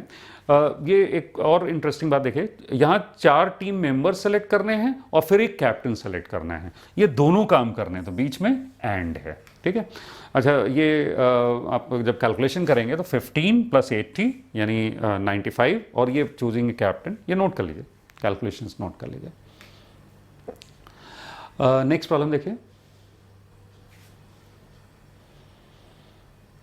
हाँ भाई, group of student comprises of 5 boys and n girls, ठीक है। अब यहाँ बॉय और गर्ल लिखना है, लेकिन पहले किसको लिखें? The number of ways in which a team of 3 students can randomly be selected from this group such that there is at least 1 boy and at least 1 girl. अब देखिए दोनों के बारे में कुछ इन्फॉर्मेशन दी हुई है, तो किसी को भी पहले लिख लेते हैं। चलिए बॉयज़ को पहले लिख लिया। तो बॉय कम से कम एक होना चाहिए टीम में, तो क्या क्या हो सकता है? 1 बॉय ले सकते हैं, 2 ले सकते हैं, 3 ले सकते हैं, ठीक है। अच्छा गर्ल्स देखिए, अगर एक बॉय आपने लिया है तो टोटल 3 चुनने के लिए आपको 2 गर्ल्स लेनी होंगी। अगर 2 बॉयज़ आपने सेलेक्ट कर लिए हैं तो 1 गर्ल लेनी होगी, और 3 बॉय अगर ले लिए हैं तो 0 गर्ल लेनी होगी। लेकिन 0 गर्ल तो अलाउड नहीं है ना, क्योंकि कम से कम एक गर्ल भी होनी चाहिए, तो ये वाली ब्रांच पॉसिबल नहीं है। तो देखिए कभी कभी ऐसा हमारे साथ हो सकता है, एक आध ब्रांच हम शुरू से इतना पता नहीं रहता ना, एक आध ब्रांच फालतू बना सकते हैं, तो कोई बात नहीं, जब रियलाइज होगा तो उसे काट दें। करेक्ट, ये दोनों ब्रांचेस हमारे काम की हैं। करेक्ट, तो ये बॉयज़ हैं कितने, भाई ये भी लिखना जरूरी है। बॉयज़ हैं टोटल 5 और गर्ल्स कितनी हैं n। थोड़ी रिवर्स प्रॉब्लम है ये, actually total number of veg 1750 दिए हुए और आपसे n की वैल्यू पूछी जा रही है। कोई बात नहीं, कॉन्सेप्ट तो वही है ना। तो 5 बॉयज़ में से एक सेलेक्ट करो तो 5C1 तरीके, 2 सेलेक्ट करो तो 5C2 तरीके, और n गर्ल्स में से देखिए NC2 NC1। Correct, total number of veg क्या हो जाएंगे 5 इंटू NC2। NC2 क्या होता है n इंटू n-1/2, और ये देखिए 5C2 10 होता है, 10 इंटू n। करेक्ट, इन दोनों का सम कितना दिया हुआ है 1750। तो ये इक्वेशन बन रही है this plus this is equal to 1750। तो अब तो देखिए कॉन्सेप्ट खत्म, पीएनसी का कॉन्सेप्ट खत्म हो गया, अब बस सिंपल कैलकुलेशन है, क्वाड्रेटिक इक्वेशन बनेगी, उसको सॉल्व कर लेना है। तो वो स्टेप्स आप लोग नोट कर लीजिए कायदे से, ठीक है ना। नेक्स्ट प्रॉब्लम पे आइए, ये भी एडवांस की प्रॉब्लम है 2017। ये देखिए एक 1 2 3 4 ... 9 एक सेट दिया हुआ है, और फॉर k इज इक्वल 1 2 5। बड़ा कंफ्यूजिंग है, मैं नोट करके खुद एक समझने की एक बार कोशिश करो, फिर मैं ट्राई करता हूँ आपको समझाने की। एक सबसेट बनाना है जिसमें 5 एलिमेंट्स होने चाहिए। अच्छा, 5 एलिमेंट्स में अगर एक एलिमेंट ऑड है, तो ऐसे सबसेट्स का जो नंबर है वो n1 है, और 2 एलिमेंट्स अगर ऑड हैं तो ऐसे सबसेट्स का नंबर n2 है, 3 एलिमेंट्स अगर ऑड हैं तो ऐसे सबसेट्स का नंबर n3 है। तो आपको ये n1 n2 n3 n4 n5 का सम पूछा जा रहा है। तो चलिए ट्री डायग्राम शुरू करते हैं, क्योंकि ये ट्री डायग्राम दिमाग में आ रहा है इस टाइप का, क्योंकि यहाँ भी देखिए जो नंबर्स दिए हुए हैं इस सेट में वो 2 कैटेगरी के हैं, 2 कैटेगरी के, ऑड और एक इवन। प्रॉब्लम बिल्कुल वैसे ही जैसे Indian scientist, American scientist, boys girls, यहाँ पर ऑड इवन, ठीक है ना, तो सब सिमिलर।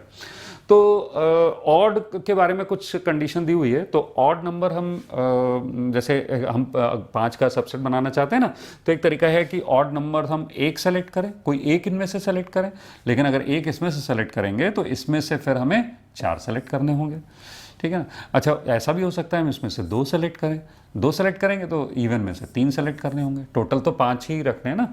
एक और तरीका है कि ऑड में से हम 3 सेलेक्ट करें तो इवन में से 2 सेलेक्ट करें, 4 और 1, 5 और 0, ठीक है। अच्छा, अब ये ऑड नंबर्स हैं कितने 5, इवन नंबर्स हैं कितने 4, ठीक है। अब देखिए नंबर ऑफ वेज लिखते हैं, नंबर ऑफ वेज लिखे जाए। ये 5 में से एक ऑड सेलेक्ट करने का तरीका 5C1 या 5C2 5C3, अब तो प्रैक्टिस हो गई है ना, 5C4 5C5, ठीक है ना। और 4 इवन में से सेलेक्ट करने के 4C4 4C3 4C2 4C1 4C0, ठीक है। तो अब देखिए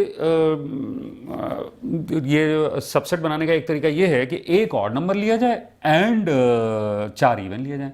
एक ऑड लेने के तरीके 5 और ये 1, यानी 5 इंटू 1 5। मैं फाइनल कैलकुलेशन लिखते रहा हूँ 5, ठीक है। अच्छा, ये देखिए 5C2 10 एंड दिस इज 4, यानी कि 10 इंटू 4 40। ये देखिए 5C3 भी 10 होता है, और ये 4C2 6 होता है, तो ये 60, और ये 5 इंटू 4 20। इजी कैलकुलेशन से 1 इंटू 1 1, ये सम कितना आ रहा है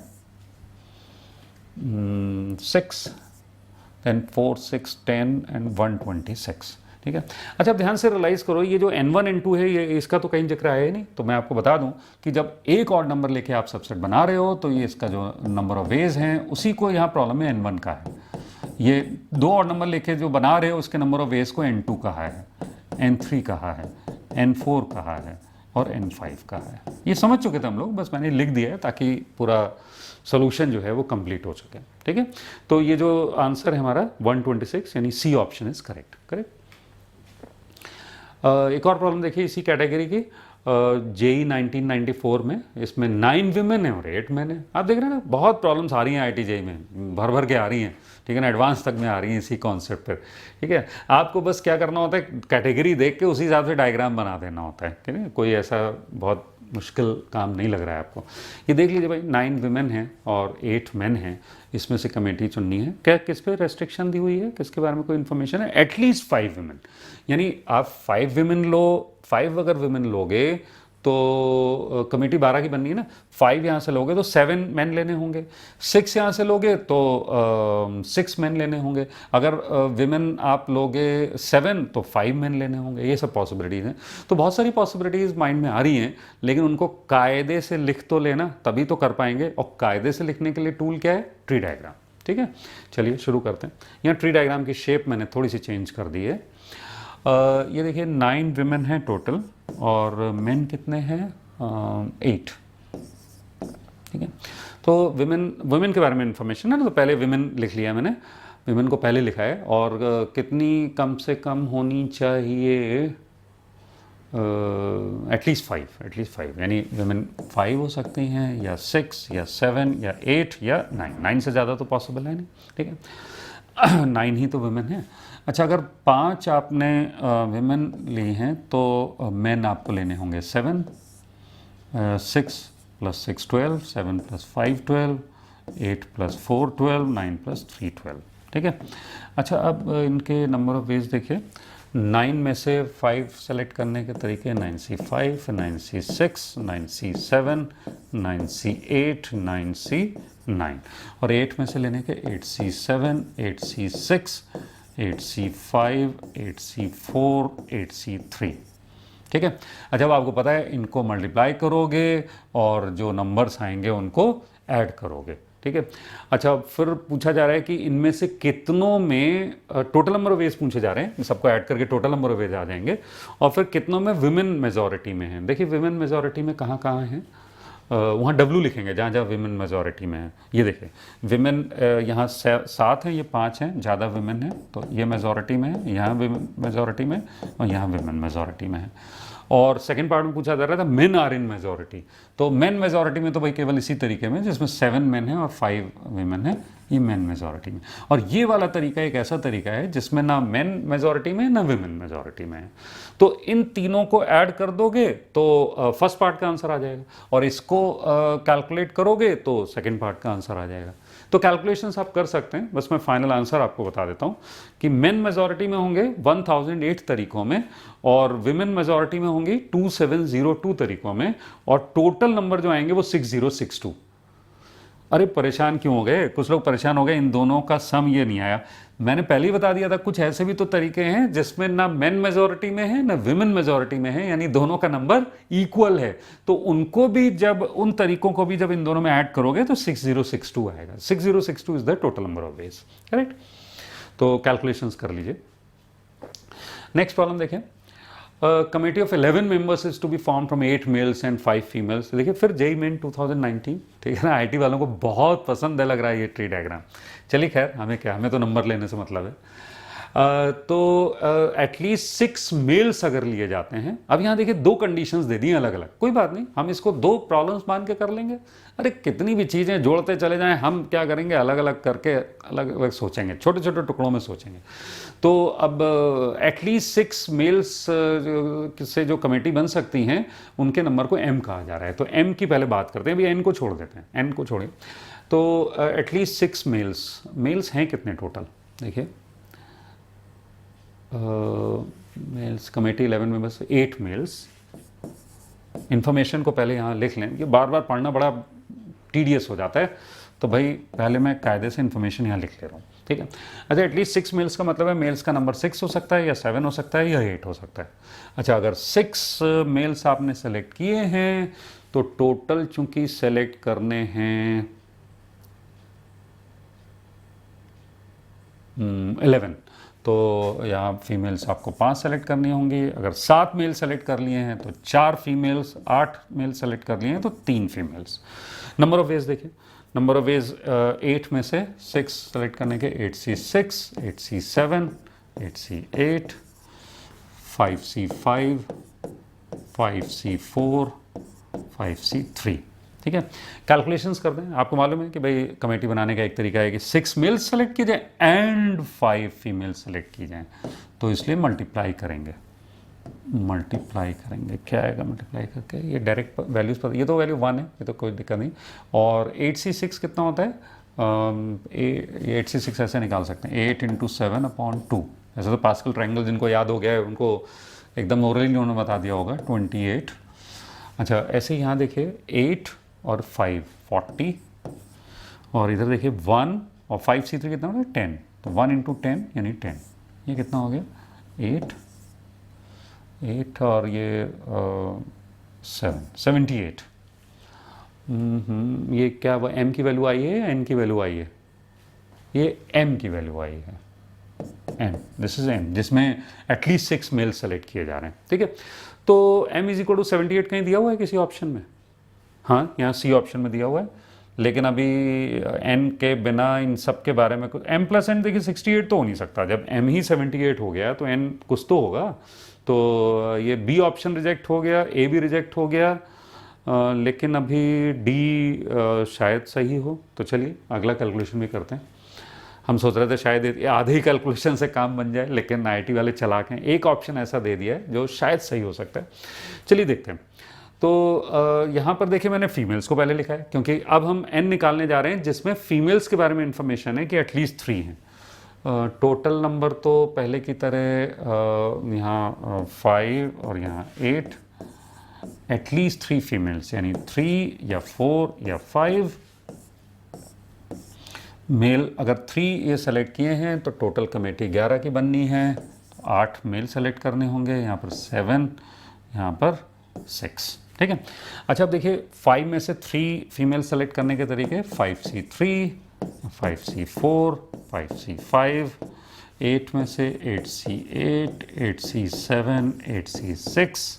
कैलकुलेशंस करते हैं। 5C3 इज 10, 10 × 1 10, 5 × 8 40, और यहाँ देखिए 1 और दिस इज 28, 28। ये कितना आ रहा है? 8, 4 to 6 and 7, 70। ये भी 78 आ गया। Very good, very interesting. कोई ऑप्शन मिला क्या आपको? Yes, C option is correct. m और n दोनों 78 हैं। ठीक है, ये देखिए फाइनल प्रॉब्लम इस सेशन की, जिसमें आपको ये सम निकालना है। अब देखिए अभी सीरीज सम की हमने कई प्रॉब्लम्स की थी, लेकिन ये काफ़ी डिफरेंट प्रॉब्लम है उनसे, इसीलिए मैंने इनको बिल्कुल अलग से किया है। और इस प्रॉब्लम को करने में ये वाला जो ट्री डायग्राम हमने सीखा है, ये जो टेक्निक सीखी है, उसका यूज़ हम कर सकते हैं। इसको करने का एक और तरीका बाइनॉमियल थ्योरम में भी आपको बताया जाएगा, लेकिन अभी फिलहाल हमारे इस ट्री डायग्राम से भी ये सम निकल सकता है। बहुत मज़ा आने वाला है, देखिए ध्यान से।